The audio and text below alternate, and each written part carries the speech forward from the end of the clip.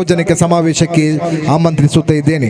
ಆತ್ಮೀಯ ಬಂಧುಗಳೇ, ಇನ್ನೋರ್ವ ಮುಖ್ಯ ಅತಿಥಿ ರಾಜ್ಯ ಪ್ರಧಾನ ಕಾರ್ಯದರ್ಶಿ welfare party of India Shri Habibullah Khan ರವರನ್ನು ಕೂಡ ನಾನು ವೇದಿಕೆಗೆ ಆಹ್ವಾನಿಸುತ್ತಾ ಇದ್ದೇನೆ. ಹಬೀಬುಲ್ಲಾ ಖಾನ್, ಪ್ರಧಾನ ಕಾರ್ಯದರ್ಶಿ welfare party of India Karnataka. ಅದೇ ರೀತಿ ನೆರೆಯ ಕೇರಳದಿಂದ ಬಂದಂತಹ ಶ್ರೀಮತಿ ಜಮೀಲರವರನ್ನು ಕೂಡ ನಾನು ವೇದಿಕೆಗೆ ಆಹ್ವಾನಿಸುತ್ತಾ ಇದ್ದೇನೆ. Welfare party of India Dakshina Kannada ಜಿಲ್ಲೆಯ ವತಿಯಿಂದ ಶ್ರೀಮತಿ ಜಮೀಲಾ ಅವರನ್ನು ಕೂಡ ನಾನು ವೇದಿಕೆಗೆ ಆಹ್ವಾನಿಸುತ್ತಾ ಇದ್ದೇನೆ. ಈ ಕಾರ್ಯಕ್ರಮದ ಇನ್ನೋರ್ವ ಮುಖ್ಯ ಭಾಷಣಕಾರ ಜಿಲ್ಲಾ ವಕ್ತಾರರು ದಕ್ಷಿಣ ಕನ್ನಡ ಜಿಲ್ಲೆ ಶ್ರೀ ಅರಫಾ ಮಂಚಿ ಅವರನ್ನು ಕೂಡ ನಾನು ವೇದಿಕೆಗೆ ಆಹ್ವಾನಿಸುತ್ತಾ ಇದ್ದೇನೆ. ಅದೇ ರೀತಿ ನಮ್ಮನ್ನುದ್ದೇಶಿಸಿ ಮಾತಾಡುವ ಇನ್ನೋರ್ವ ಮುಖ್ಯ ಅತಿಥಿ ದಿವಾಕರ್ ರಾವ್, ರಾಜ್ಯ ಉಪಾಧ್ಯಕ್ಷರು FITU ಕರ್ನಾಟಕ, ಇವರನ್ನು ಕೂಡ ನಾನು ವೇದಿಕೆಗೆ ಆಹ್ವಾನಿಸುತ್ತಾ ಇದ್ದೇನೆ. ನಮ್ಮನ್ನುದ್ದೇಶಿಸಿ ಮಾತಾಡುವಂತಹ ಇನ್ನೋರ್ವ ಯುವ ನೇತಾರ FITU ರಾಜ್ಯ ಅಧ್ಯಕ್ಷರು welfare party of India Karnataka Shri Sulaiman Kallarpi ಅವರನ್ನು ಕೂಡ ನಾನು ವೇದಿಕೆಗೆ ಆಹ್ವಾನಿಸುತ್ತಾ ಇದ್ದೇನೆ. ಅದೇ ರೀತಿ ಇನ್ನೋರ್ವ ಮುಖ್ಯ ಅತಿಥಿ ರಾಜ್ಯ ಕಾರ್ಯದರ್ಶಿ welfare party of India Karnataka Shri Mujahid Pasha ಅವರನ್ನು ಕೂಡ ನಾನು ವೇದಿಕೆಗೆ ಆಹ್ವಾನಿಸುತ್ತಾ ಇದ್ದೇನೆ.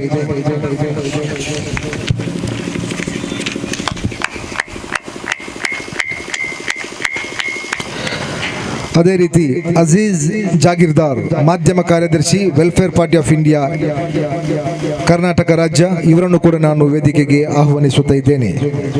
ಅಜೀಜ್ ಜಾಗೀರ್ದಾರ್.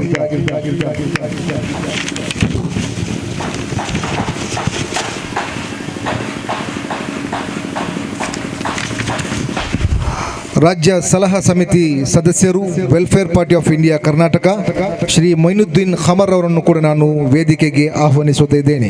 ಮೊಯ್ನುದ್ದೀನ್ ಖಮರ್, ಬೃಹತ್ ಸಾರ್ವಜನಿಕ ಸಭೆ ಈ ಸಮಾರಂಭಕ್ಕೆ ಮೊಯ್ನುದ್ದೀನ್ ಖಮರ್ ಅವರನ್ನು ಕೂಡ ನಾನು ವೇದಿಕೆಗೆ ಆಹ್ವಾನಿಸುತ್ತಾ ಇದ್ದೇನೆ. ಅದೇ ರೀತಿ ಇನ್ನೋರ್ವ ಮುಖ್ಯ ಅತಿಥಿ ಶ್ರೀ ಮುತ್ತಲಿಬ್ ರವರನ್ನು ಕೂಡ ನಾನು ವೇದಿಕೆಗೆ ಆಹ್ವಾನಿಸುತ್ತಾ ಇದ್ದೇನೆ.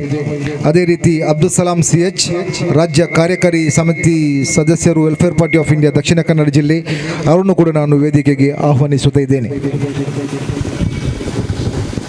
ಅದೇ ರೀತಿ welfare party of India Dakshina Kannada ಜಿಲ್ಲೆ ಇದರ ಉಪಾಧ್ಯಕ್ಷೆ ಮರಿಯಂ ಶಹೀರರವರನ್ನು ಕೂಡ ನಾನು ವೇದಿಕೆಗೆ ಆಹ್ವಾನಿಸುತ್ತಾ ಇದ್ದೇನೆ. ಇನ್ನೋರ್ವ ಮುಖ್ಯ ಅತಿಥಿ ರಾಜ್ಯ ಕಾರ್ಯಕಾರಿ ಸಮಿತಿ ಸದಸ್ಯರು welfare party of India Karnataka Rizwan ರವರನ್ನು ಕೂಡ ನಾನು ವೇದಿಕೆಗೆ ಆಹ್ವಾನಿಸುತ್ತಾ ಇದ್ದೇನೆ. Welfare party of India Karnataka ಇದರ ರಾಜ್ಯ ಕೋಶಾಧಿಕಾರಿ ಶ್ರೀ ರಿಯಾಜ್ ಪಾಷಾರವರನ್ನು ಕೂಡ ನಾನು ವೇದಿಕೆಗೆ ಆಹ್ವಾನಿಸುತ್ತಾ ಇದ್ದೇನೆ. ಆತ್ಮೀಯ ಬಂಧುಗಳೇ, ದೇಶದೆಲ್ಲೆಡೆ ಹಾಹಾಕಾರ, ನಿರುದ್ಯೋಗ, ಬೆಲೆ ಏರಿಕೆಗೆ ಎಂದು ಪರಿಹಾರ ಎಂಬ ಕೇಂದ್ರೀಯ ವಿಷಯದಲ್ಲಿ ಬೃಹತ್ ಸಾರ್ವಜನಿಕ ಸಭೆ.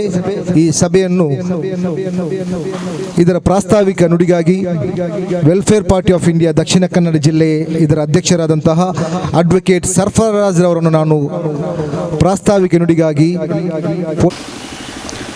ನಮಗೆಲ್ಲ ತಿಳಿದಿರುವಂತೆ ದೇಶದ ಬಡ ಜನರು, ಮಧ್ಯಮ ವರ್ಗದ ಜನರು ಅಗತ್ಯ ವಸ್ತುಗಳ ಬೆಲೆ ಏರಿಕೆಯಿಂದಾಗಿ, ಅದೇ ರೀತಿ ನಿರುದ್ಯೋಗದ ಸಮಸ್ಯೆಗಳಿಂದಾಗಿ ತತ್ತರಿಸಿ ಹೋಗಿದ್ದಾರೆ. ಈ ಸಂದರ್ಭದಲ್ಲಿ ನಮ್ಮ ಸರ್ಕಾರಗಳು ಯಾವ ಜವಾಬ್ದಾರಿಯನ್ನು ನಿರ್ವಹಿಸಬೇಕಿತ್ತೋ, ಈ ಸಮಸ್ಯೆಗಳನ್ನು ಹೋಗಲಾಡಿಸಲು ಯಾವ ತನ್ನ ಕರ್ತವ್ಯವಿದೆಯೋ ಅದನ್ನು, ಆ ಕರ್ತವ್ಯವನ್ನು ಪೂರೈಸದೇ ಇರುವುದರಿಂದಾಗಿ ನಾವಿವತ್ತು ಒಂದು ದೇಶಾದ್ಯಂತ ಹಕ್ಕೊತ್ತಾಯ ಸರ್ಕಾರದೊಂದಿಗೆ ಹಕ್ಕೊತ್ತಾಯ ಜನಾಂದೋಲನವನ್ನು ನಡೆಸ್ತಾ ಇದ್ದೇವೆ. ಈ ಜನಾಂದೋಲನದ ಮುಖ್ಯ ಉದ್ದೇಶ ಸರ್ಕಾರದೊಂದಿಗೆ ನಮ್ಮ ಬೇಡಿಕೆ, ಹಲವಾರು ಸಮಸ್ಯೆಗಳ ಈ ದೇಶದ ಬಡ ಜನತೆಯ ಮತ್ತು ಮಧ್ಯಮ ವರ್ಗದ ಸಮಸ್ಯೆಗಳನ್ನು ಹೋಗಲಾಡಿಸಲು ಯಾವ ರೀತಿಯ ಪರಿಹಾರಗಳನ್ನು ಕಂಡುಕೊಳ್ಳಬಹುದು ಎಂಬ ಜನಜಾಗೃತಿಯನ್ನು ನಮ್ಮ ಜನತೆಯೊಂದಿಗೆ ನಾವು ತಿಳಿ ಹೇಳುವಂತಹ ಒಂದು ಆಂದೋಲನವಾಗಿದೆ. ಇದು ಜನರನ್ನು ಜಾಗೃತಿಗೊಳಿಸುವಂತಹ, ಸರ್ಕಾರಗಳು ಯಾವ ನಿಟ್ಟಿನಲ್ಲಿ ಜನರ ಟ್ಯಾಕ್ಸ್ ಅಮೌಂಟನ್ನು ಪೋಲು ಮಾಡುತ್ತಾ ಇದೆ, ಆ ಅಮೌಂಟನ್ನು ಸರಿಯಾದ ರೀತಿಯಲ್ಲಿ ಜನರ ಸಮಸ್ಯೆಗಳಿಗೆ ವಿನಿಯೋಗಿಸುವುದಾದರೆ ಖಂಡಿತವಾಗಿ ಇವತ್ತು ಹಣದುಬ್ಬರವಾಗಿರಲಿ, ಅದೇ ರೀತಿ ಅಗತ್ಯದ ವಸ್ತುಗಳ ಬೆಲೆ ಏರಿಕೆಗಳಾಗಿರಲಿ ಯಾವುದೇ ಸಮಸ್ಯೆಗಳು ಇರ್ತಿರಲಿಲ್ಲ. ರಾಜಕಾರಣಿಗಳಾಗಿರಲಿ, ಅಧಿಕಾರಿಗಳಾಗಿರಲಿ ಮತ್ತು ನೇತಾರರಾಗಿರಲಿ ತಮ್ಮ ಐಷಾರಾಮಿ ಜೀವನಕ್ಕೋಸ್ಕರ ಬಡ ಜನರಾಗಿರಲಿ, ಮಧ್ಯಮ ವರ್ಗದಾಗಿರಲಿ, ಯಾರೇ ಆಗಿರಲಿ ನೀಡಿದಂತಹ ಟ್ಯಾಕ್ಸ್ ಅಮೌಂಟನ್ನು ತಮ್ಮ ಐಷಾರಾಮಿ ಜೀವನಕ್ಕೋಸ್ಕರ ವಿನಿಯೋಗಿಸ್ತಾರೆ ವಿನಃ ಬಡ ಜನರ ಸಮಸ್ಯೆಗಳನ್ನು ದೂರೀಕರಿಸಲು ಅವರು ಪ್ರಯತ್ನಿಸ್ತಾ ಇಲ್ಲ. ಈ ಸಂದರ್ಭದಲ್ಲಿ ವೆಲ್ಫೇರ್ ಪಾರ್ಟಿ ದೇಶಾದ್ಯಂತ ಅಭಿಯಾನದ ಪ್ರಯುಕ್ತವಾಗಿ ಕರ್ನಾಟಕ ರಾಜ್ಯದಲ್ಲೂ ಕೂಡ ನಾವು ಅಭಿಯಾನವನ್ನು ಹಮ್ಮಿಕೊಂಡಿದ್ದೇವೆ. ಈ ಅಭಿಯಾನದ ಪ್ರಯುಕ್ತ ಒಂದು ಜಾಥಾವನ್ನು ಕೂಡ ನಾವು ಹೊರಡಿಸಿದ್ದೇವೆ. ಜನಜಾಗೃತಿ ಜಾಥಾ 15 ತಾರೀಕಿನಿಂದ ಕಲಬುರಗಿಯಿಂದ ಹೊರಟು ಇವತ್ತು ಇಲ್ಲಿ ಸಮಾಪ್ತಿಯಾಗ್ತಾ ಇದೆ. ನಮ್ಮ ಮಂಗಳೂರಿನಲ್ಲಿ ಹಲವಾರು ಜಿಲ್ಲೆಗಳನ್ನು ದಾಟಿ ಇವತ್ತು ಮಂಗಳೂರಿಗೆ ತಲುಪಿದೆ. ಈ ಜಾಥಾವು ಇಲ್ಲಿ ಸಮಾಪ್ತಿ ಆದ ಕೂಡಲೇ ನಾವು ನಮ್ಮ ಆಂದೋಲನವನ್ನು 31 ತಾರೀಕು ತನಕ ನಾವು ಜಾರಿಯಲ್ಲಿ ಇಟ್ಟಿರ್ತೇವೆ. ಈ ಸಂದರ್ಭದಲ್ಲಿ ಇಲ್ಲಿ ನಮ್ಮೊಂದಿಗೆ ಹಾಜರಿರುವಂತಹ ವೇದಿಕೆಯಲ್ಲಿ ಆಸೀನರಾಗಿರುವಂತಹ ಎಲ್ಲ ಅತಿಥಿಗಳು, ಪದಾಧಿಕಾರಿಗಳು, ಅದೇ ರೀತಿ ನಮ್ಮ ವೇದಿಕೆ ಮುಂಭಾಗದಲ್ಲಿ ಆಸೀನರಾಗಿರುವಂತಹ ಎಲ್ಲ ಜನರಿಗೂ ನಾನು ಒಂದೇ ಮಾತಿನಲ್ಲಿ ಸ್ವಾಗತವನ್ನು ಕೋರುತ್ತಾ ನನ್ನ ಈ ಪ್ರಾಸ್ತಾವಿಕ ಮಾತನ್ನು ಮುಕ್ತಾಯಗೊಳಿಸ್ತಾ ಇದ್ದೇನೆ. ಜೈ ಹಿಂದ್, ಜೈ ವೆಲ್ಫೇರ್. ಭಾಷಣವನ್ನು ಮಾಡಿದಂತಹ ಅಡ್ವೊಕೇಟ್ ಸರ್ಫರಾಜ್ ರವರು, ಅದೇ ರೀತಿ welfare party of India Dakshina Kannada ಜಿಲ್ಲೆ ಇದರ ಉಳ್ಳಾಲ ನಗರ ಸಮಿತಿಯ ಅಧ್ಯಕ್ಷರು ಎ.ಕೆ. ತೌಸೀಫ್ ರವರನ್ನು ನಾನು ವೇದಿಕೆಗೆ ಆಹ್ವಾನಿಸುತ್ತಾ ಇದ್ದೇನೆ. ದೂರದ ಬೆಂಗಳೂರಿನಿಂದ ಬಂದಂತಹ ಶಫೀರ್ ಆಸಿಫ್ ರವರನ್ನು ಕೂಡ ನಾನು ವೇದಿಕೆಗೆ ಆಮಂತ್ರಿಸುತ್ತಾ ಇದ್ದೇನೆ. ಆತ್ಮೀಯ ಬಂಧುಗಳೇ, ಈ ಬೃಹತ್ ಸಾರ್ವಜನಿಕ ಸಭೆಯ ಪ್ರಥಮ ಭಾಷಣ welfare party of India Karnataka ಇದರ ಉಪಾಧ್ಯಕ್ಷರಾದಂತಹ ಶ್ರೀಕಾಂತ್ ಸಾಲ್ಯಾನ್ ರವರು ತಮ್ಮನ್ನುದ್ದೇಶಿಸಿ ಮಾತಾಡಲು ನಾನು ಪೋಡಿಯಂ ಕಡೆಗೆ ಆಹ್ವಾನಿಸುತ್ತಾ ಇದ್ದೇನೆ. ಇವತ್ತಿನ ದಿವಸ ನಾವು ಬೆಲೆ ಏರಿಕೆ, ನಮ್ಮ ದೇಶ ಇಡೀ ತತ್ತರಿಸ್ತಾ ಇದೆ ಬೆಲೆ ಏರಿಕೆಯಿಂದ. ಅದು ಅಲ್ಲದೆ ಅಚ್ಚೇ ದಿನ ಆಯೇಗ, ಇದು ಅಚ್ಚೇ ದಿನ, ಇವತ್ತು ಅಚ್ಚೇ ದಿನವನ್ನು ನಾವು ಅನುಭವಿಸ್ತಾ ಇದ್ದೇವೆ. ಸಂಕಟ ಆಗ್ತಾ ಇದೆ. ಇವತ್ತು ನಾವು ದೇಶಾದ್ಯಂತ ವೆಲ್ಫೇರ್ ಪಾರ್ಟಿ ಆಫ್ ಇಂಡಿಯಾ ವತಿಯಿಂದ ಈ ಬೆಲೆ ಏರಿಕೆ ಮತ್ತು ಇವತ್ತು ಒಂದು ರೀತಿಯಲ್ಲಿ ಉದ್ಯೋಗ ಸಹ ಇಲ್ಲ ನಮಗೆ. ಒಳ್ಳೆ ರೀತಿಯಲ್ಲಿ ನಮ್ಮ ಮಕ್ಕಳನ್ನೆಲ್ಲ ಕಲಿಸಿದ್ದೇವೆ. ಅವರು ಲಾಯರ್ ಆಗಿದ್ದಾರೆ, ಇಂಜಿನಿಯರ್ ಆಗಿದ್ದಾರೆ. ಆದರೆ ಆ ಇಂಜಿನಿಯರ್ ಮಾಡಲಿಕ್ಕೆ, ಕೆಲಸ ಮಾಡಲಿಕ್ಕೆ ಅವರಿಗೆ ಉದ್ಯೋಗ ಇಲ್ಲದ ಪರಿಸ್ಥಿತಿ ಆಗಿದೆ. ಇಂಜಿನಿಯರ್ ಮಾಡಿ ಮನೆಯಲ್ಲಿ ಕೂರುವಂಥ ಪರಿಸ್ಥಿತಿ ಆಗಿದೆ. ಈ ರೀತಿ ಆದರೆ ನಾವು ಈ ದೇಶದಲ್ಲಿ ಬದುಕೋದು ಹೇಗೆ? ಅದಕ್ಕೋಸ್ಕರ ನಾವು ಸುಮ್ಮನೆ ಕೂತ್ರೆ, ಒಂದು ರಾಜಕೀಯ ಪಕ್ಷವಾಗಿ ವೆಲ್ಫೇರ್ ಪಾರ್ಟಿ ಸುಮ್ಮನೆ ಕೂತ್ರೆ ಇದು ಸರಿ ಮಾಡೋರು ಯಾರು? ಇದು ಹೇಗೆ ಸರಿ ಆಗ್ತಾ ಇದೆ? ಈಗ ಸರ್ಕಾರ ಏನು ಮಾಡ್ತಾ ಇದೆ? ಸರ್ಕಾರ ಬೆಲೆ ಈ ಲೂಟಿ ಮಾಡ್ತಾ ಇದೆ. ಇವತ್ತು ನೋಡಿ, ನಾವು ಹೇಳೋದಲ್ಲ, ನಾವು ಹೇಳ್ತಾ ಇಲ್ಲ. ಇವತ್ತು ಇಡೀ ಕಾಂಟ್ರಾಕ್ಟರ್ನವರು ಹೇಳ್ತಾ ಇದ್ದಾರೆ 40% ಹೇಳಿ. 40% ಒಂದು ಕಾಮಗಾರಿ ಆಗಬೇಕಾದ್ರೆ ಅವರಿಂದ 40%. ಈ ರೀತಿಯೆಲ್ಲ ದೋಚಿ ನಮ್ಮನ್ನು ಮಕ್ಕಳು ಕುಡಿಯುವಂಥ ಹಾಲಿಗೂ ಟ್ಯಾಕ್ಸ್ ಹಾಕಿ, ಇದು ಅಚ್ಚೇ ದಿನ. ಇದು ನಾವು ಆಡಳಿತಕ್ಕೆ ಬಂದರೆ ವರ್ಷಕ್ಕೆ 2 ಕೋಟಿ ಉದ್ಯೋಗ ಸೃಷ್ಟಿ ಮಾಡ್ತೇವೆ ಹೇಳಿದರು. ಎಷ್ಟು? 2 ಕೋಟಿ ಉದ್ಯೋಗ ವರ್ಷಕ್ಕೆ. ನಮಗೂ ಭಾರಿ ಸಂತೋಷ ಆಯಿತು. ಭಾಳ ಅಚ್ಚೇ ದಿನ ಖಂಡಿತವಾಗಿ ಬರ್ತದೆ ಭಾರತ ದೇಶದಲ್ಲಿ ಹೇಳಿ ನಾವು ಭಾಳ ಖುಷಿಯಲ್ಲಿದ್ವಿ. ಇವರ ಆಡಳಿತವನ್ನು, ಇವರೇನು ಚುನಾಯಿತರಾಗಿ ಇವರ ಸರ್ಕಾರ ಬಂತಾಗ. ಆದರೆ ಇವತ್ತು ನೋಡುವಾಗ ನಮಗೆ ಕಣ್ಣಲ್ಲಿ ನೀರು ಬರ್ತಾ ಇದೆ. ಯಾವ ರೀತಿ ಅಂದರೆ, ಇದೇನ ಅಚ್ಚೇ ದಿನ? ನಾವು 3 ಹೊತ್ತು ಒಂದು ಸಂತೋಷವಾಗಿ ಊಟ ಆದರೂ ಮಾಡ್ತಾಯಿದ್ವಿ. ಇವತ್ತು 3 ಹೊತ್ತು ಬಿಡಿ, ಇವತ್ತು ಅಂತಾರಾಷ್ಟ್ರೀಯ ಏನು ಸಮೀಕ್ಷೆ ಇದೆ, ಅಲ್ಲಿ ಹೇಳ್ತಾ ಇದೆ ನಮ್ಮ ಭಾರತ ದೇಶ 107ನೇ ಸ್ಥಾನದಲ್ಲಿದೆ. ಯಾವುದರಲ್ಲಿ? ಹಸುವಿನಿಂದ ಬಳಲ್ತಾ ಇರುವಂಥ ಲೀಸ್ಟಲ್ಲಿ. ಈ ರೀತಿ ಇರುವಾಗ ನಾವು ಯಾವ ದಾರಿಯಲ್ಲಿದ್ದೇವೆ? ಇದಕ್ಕೆಲ್ಲ ಕಾರಣ ಏನಂತ ಯೋಚನೆ ಮಾಡಬೇಕಾಗಿದೆ ನಾವು. ಇದಕ್ಕೆಲ್ಲ ಕಾರಣ ಏನು? ನಾವೇ.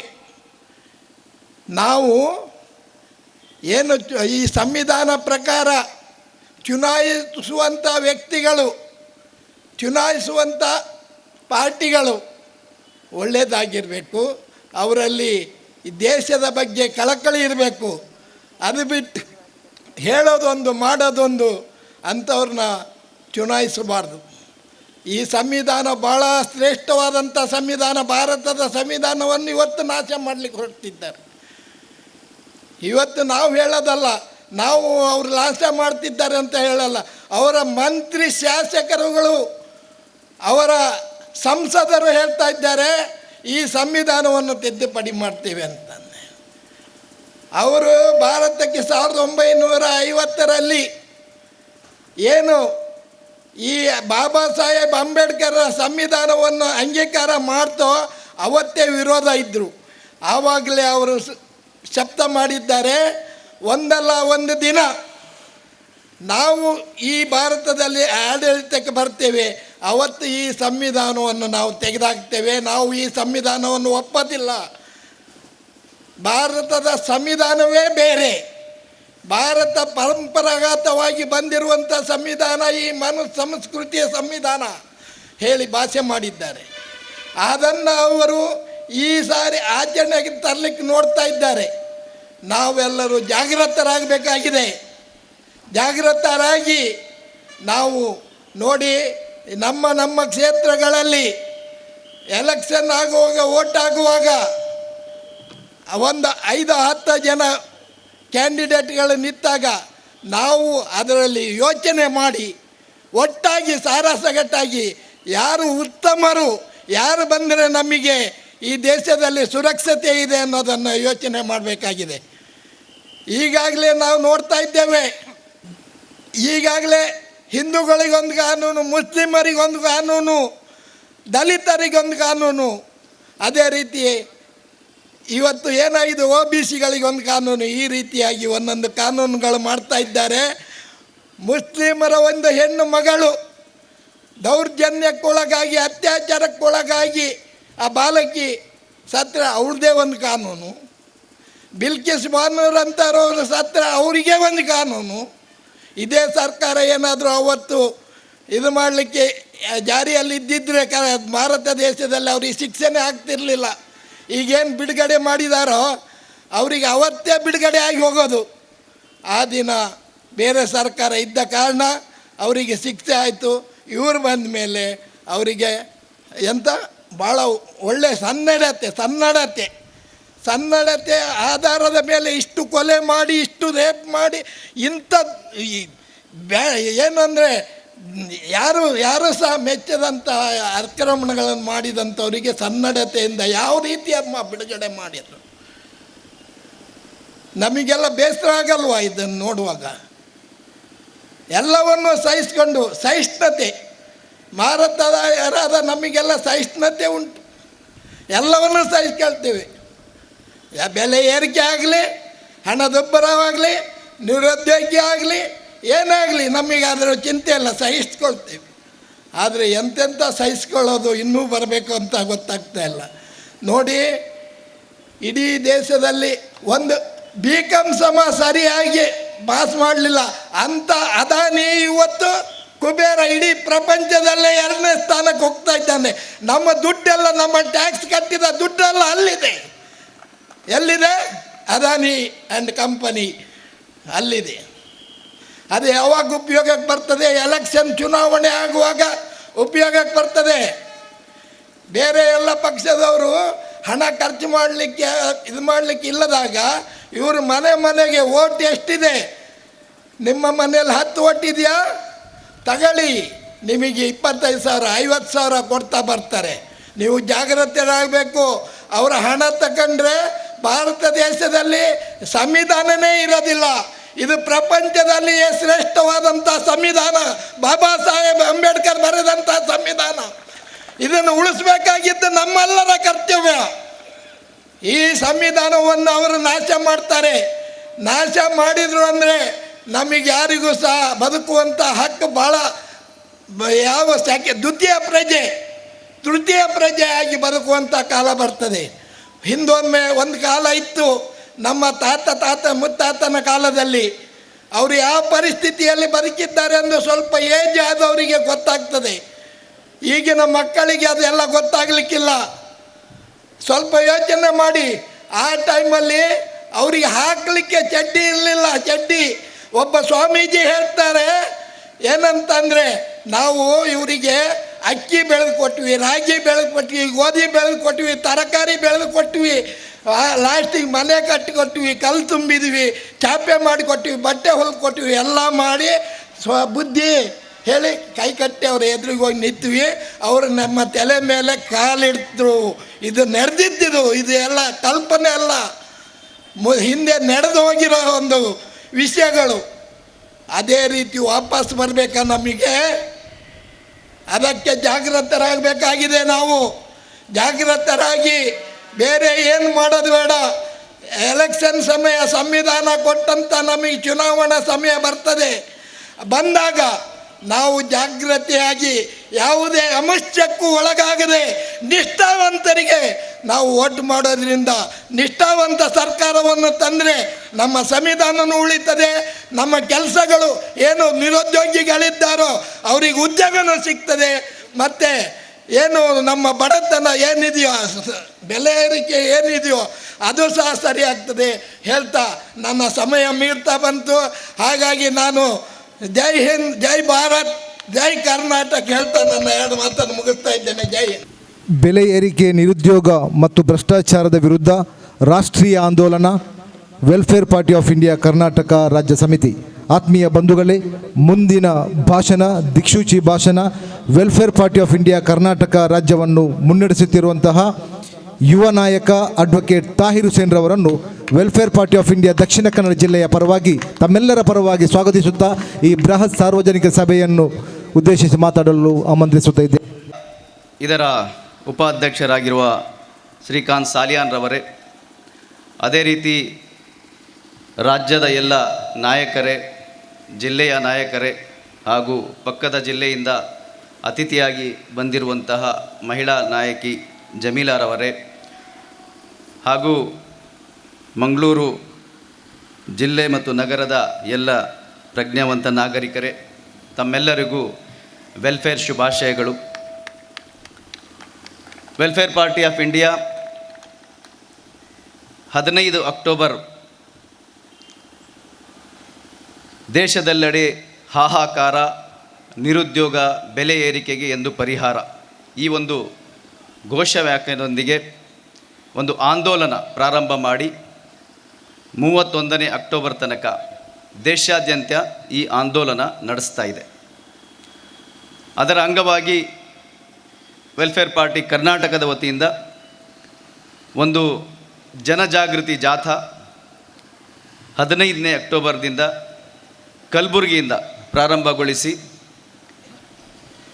ಜೇವರಗಿ, ಯಾದಗಿರಿ, ಅದೇ ರೀತಿ ರಾಯಚೂರು, ಮಾನ್ವಿ, ಸಿಂಧನೂರು, ಇಳ್ಕಲ, ಕುಷ್ಟಗಿ, ಕೊಪ್ಪಳ, ಹುಬ್ಬಳ್ಳಿ, ಗದಗ್, ಕಾರವಾರ, ಭಟ್ಕಳ, ಉಡುಪಿ ಮುಖಾಂತರ ಈಗ ಇವತ್ತು ಮಂಗಳೂರಿಗೆ ಬಂದಿದೆ. ಇದು ಈ ಜಾಥಾದ ಸಮಾರೋಪ ಸಮಾರಂಭ. ನಮ್ಮ ಅಭಿಯಾನ ಇದು 31ನೇ ತಾರೀಕು ತನಕ ನಡೆಯುತ್ತೆ. ಈ ಜಾಥಾದ ಉದ್ದೇಶ ಈಗಾಗಲೇ ನಮ್ಮ ಉಪಾಧ್ಯಕ್ಷರು ಮತ್ತು ಪ್ರಾಸ್ತಾವಿಕವಾಗಿ ಮಾತಾಡಿದ ಸರ್ಫರಾಜ್ ಅವರು ಕೂಡ ತಮ್ಮ ಮುಂದೆ ಇಟ್ಟಿದ್ದಾರೆ. ಇವತ್ತು ದೇಶದಲ್ಲಿ ಹಲವಾರು ಸಮಸ್ಯೆಗಳು ನಮ್ಮ ದೇಶದ ನಾಗರಿಕರಿಗೆ ಕಾಡ್ತಾ ಇವೆ. ಅದರಲ್ಲಿ ಬಹಳ ಪ್ರಮುಖವಾಗಿ ಬೆಲೆ ಏರಿಕೆ ಮತ್ತು ನಿರುದ್ಯೋಗ, ಈ 2 ಸಮಸ್ಯೆಗಳು. ಈ ಸಮಸ್ಯೆಗಳನ್ನು ಮುಂದಿಟ್ಕೊಂಡು ವೆಲ್ಫೇರ್ ಪಾರ್ಟಿ ಈ ರಾಷ್ಟ್ರಾದ್ಯಂತ ಈ ಆಂದೋಲನವನ್ನು ಪ್ರಾರಂಭಿಸಿ ಈಗಾಗಲೇ ಎಲ್ಲ ರಾಜ್ಯಗಳಲ್ಲಿ ವಿವಿಧ ರೀತಿಯಲ್ಲಿ ಕಾರ್ಯಕ್ರಮಗಳನ್ನು ಮಾಡಿ ಒಂದು ರಾಜ್ಯದ ಜನತೆಗೆ, ನಾಗರಿಕರಲ್ಲಿ ಜಾಗೃತಿ ಮೂಡಿಸುವಂತಹ ಕೆಲಸ ಮಾಡ್ತಾ ಇದೆ. ಅದೇ ರೀತಿ ಕಿವುಡ ಸರ್ಕಾರಕ್ಕೆ ಜನರ ಧ್ವನಿಯನ್ನು ತಲುಪಿಸುವಂತಹ ಕೆಲಸ ಇವತ್ತು ಈ ಜಾಗೃತಿ ಜಾಥಾದ ಮೂಲಕ ನಾವು ಮಾಡ್ತಾ ಇದ್ದೀವಿ. ಕಲಬುರಗಿದಿಂದ ನಾವು ಈ ಜಾಥಾವನ್ನು ಹೊರಟಾಗ ಮಧ್ಯದಲ್ಲಿ ಬರುವಂತಹ ಎಲ್ಲ ಸಣ್ಣ ಪುಟ್ಟ ಹಳ್ಳಿಗಳಿಗೂ ಕೂಡ ನಾವು ಅಲ್ಲಿ ಇರುವಂತಹ ರೈತರಿಗೂ ಕೂಡ ಮಾತಾಡಿಸಿದ್ದೇವೆ, ಕಾರ್ಮಿಕರಿಗೂ ಕೂಡ ಮಾತಾಡಿಸಿದ್ದೇವೆ. ಆ ಸಂದರ್ಭದಲ್ಲಿ ನಾವೇನು ಈಗ ವಿಷಯಗಳು ಕೈಗೆತ್ಕೊಂಡಿದ್ದೇವೆ, ಆ ವಿಷಯದ ಬಗ್ಗೆ ನೈಜ ಸತ್ಯ ಏನಿದೆ ಅದು ಅವರು ಹೇಳಿದ್ದಾರೆ. ರೈತರ ಬಳಿ ನಾವು ಚರ್ಚೆ ಮಾಡಿದಾಗ ಈ ಜಾಥಾದ ಸಂದರ್ಭದಲ್ಲಿ ಅವರು ಬಹಳ ದುಃಖದಿಂದ ಹೇಳುವಂತಹ ಸಂಗತಿ ಏನಂದರೆ, ಇವತ್ತು ಈ ದೇಶದಲ್ಲಿ ಅತಿ ಹೆಚ್ಚು 60% ಜನ ಅವಲಂಬಿತರಾಗಿರುವಂತಹ ಈ ಕ್ಷೇತ್ರ, ಇದರಲ್ಲಿ ನಾವು ಬೆಳಗ್ಗಿಂದ ಸಾಯಂಕಾಲ ತನಕ ನಿರಂತರವಾಗಿ ದುಡಿಯುವುದು ಈ ದೇಶದ ಆರ್ಥಿಕಕ್ಕೆ ಒಂದು ಕೊಡುಗೆ ಕೊಡುವಂತಹ ಪ್ರಯತ್ನ ನಾವು ಮಾಡ್ತಾ ಇರುವ ಸಂದರ್ಭದಲ್ಲಿ ಸರ್ಕಾರಗಳು ನಮ್ಮ ಜೊತೆ ಯಾವ ರೀತಿ ಇವತ್ತು ನಡೆದುಕೊಳ್ಳುತ್ತಾ ಇದ್ದಾವೆ ಅನ್ನುವಂಥ ಸಂಗತಿ ಆ ರೈತರು ಬಿಚ್ಚಿಟ್ಟಿದ್ದು. ಕಳಪೆ ಬೀಜ, ಸರ್ಕಾರದ ಸಬ್ಸಿಡಿಯಿಂದ ಸಿಗುವಂತಹ ಬೀಜ, ಕಳಪೆ ಬೀಜ ನಮಗೆ ಸಿಗ್ತಾ ಇದೆ. ಗೊಬ್ಬರ ಪಡೆಯಕ್ಕೆ ಹೋದರೆ ಸರಿಯಾದ ಗೊಬ್ಬರ ಸಿಗ್ತಿಲ್ಲ. ಸಾಲ ಕೇಳಲಿಕ್ಕೆ ಹೋದರೆ ದೊಡ್ಡ ದೊಡ್ಡ ಭೂಮಿಯ ಡಾಕ್ಯುಮೆಂಟ್ಸ್ ಎಲ್ಲ ಕೇಳ್ತಾರೆ.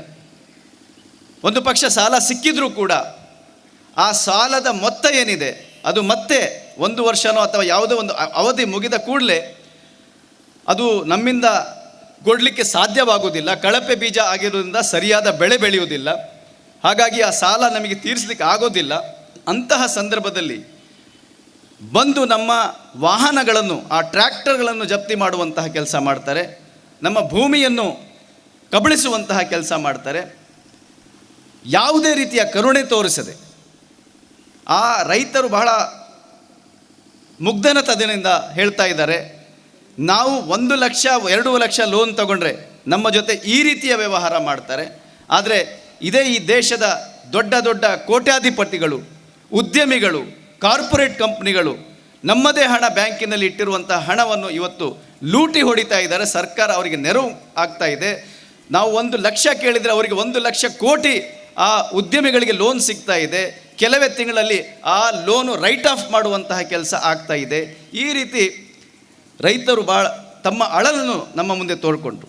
ಅದೇ ರೀತಿ ಕಾರ್ಮಿಕರು ಆ ಹಳ್ಳಿಗಳಲ್ಲಿ ಇವತ್ತು ನರೇಗಾ ಮತ್ತು ಮನ್ರೇಗಾ ಅಡಿಯಲ್ಲಿ, ಈ ಯೋಜನೆ ಅಡಿಯಲ್ಲಿ ಹಳ್ಳಿಗಳಲ್ಲಿ 100 ದಿನದ ಕೆಲಸ ಕೊಡಬೇಕು ಸರ್ಕಾರ, ಮತ್ತು 300 ರೂಪಾಯಿ ಅವರಿಗೆ ಕೂಲಿ ಕೊಡಬೇಕು ಆ ಯೋಜನೆ ಅಡಿಯಲ್ಲಿ. ವಾಸ್ತವತೆ ಏನಿದೆ ಅಂದರೆ, ಹಳ್ಳಿಗಳಲ್ಲಿ ಆ ಕೂಲಿ ಕಾರ್ಮಿಕರಿಗೆ ನಾವು ಕೇಳಿದಾಗ ಸರಿಯಾದ 100 ದಿನದ ಕೆಲಸ ಸಿಗ್ತಾ ಇಲ್ಲ. ಕೆಲವರಿಗೆ 30 ದಿನ, ಕೆಲವರಿಗೆ 40 ದಿನ, ಕೆಲವರಿಗೆ ಇನ್ನೂ ಕಡಿಮೆ ಕೆಲಸ ಸಿಗ್ತಾ ಇದೆ. ಸರಿಯಾದ ಕೂಲಿ ಸಿಗ್ತಾ ಇಲ್ಲ. 300 ರೂಪಾಯಿಯನ್ನು ಕೊಡಬೇಕು, ಅದು ಕೂಡ ಸರಿಯಾಗಿ ಸಿಗ್ತಾ ಇಲ್ಲ.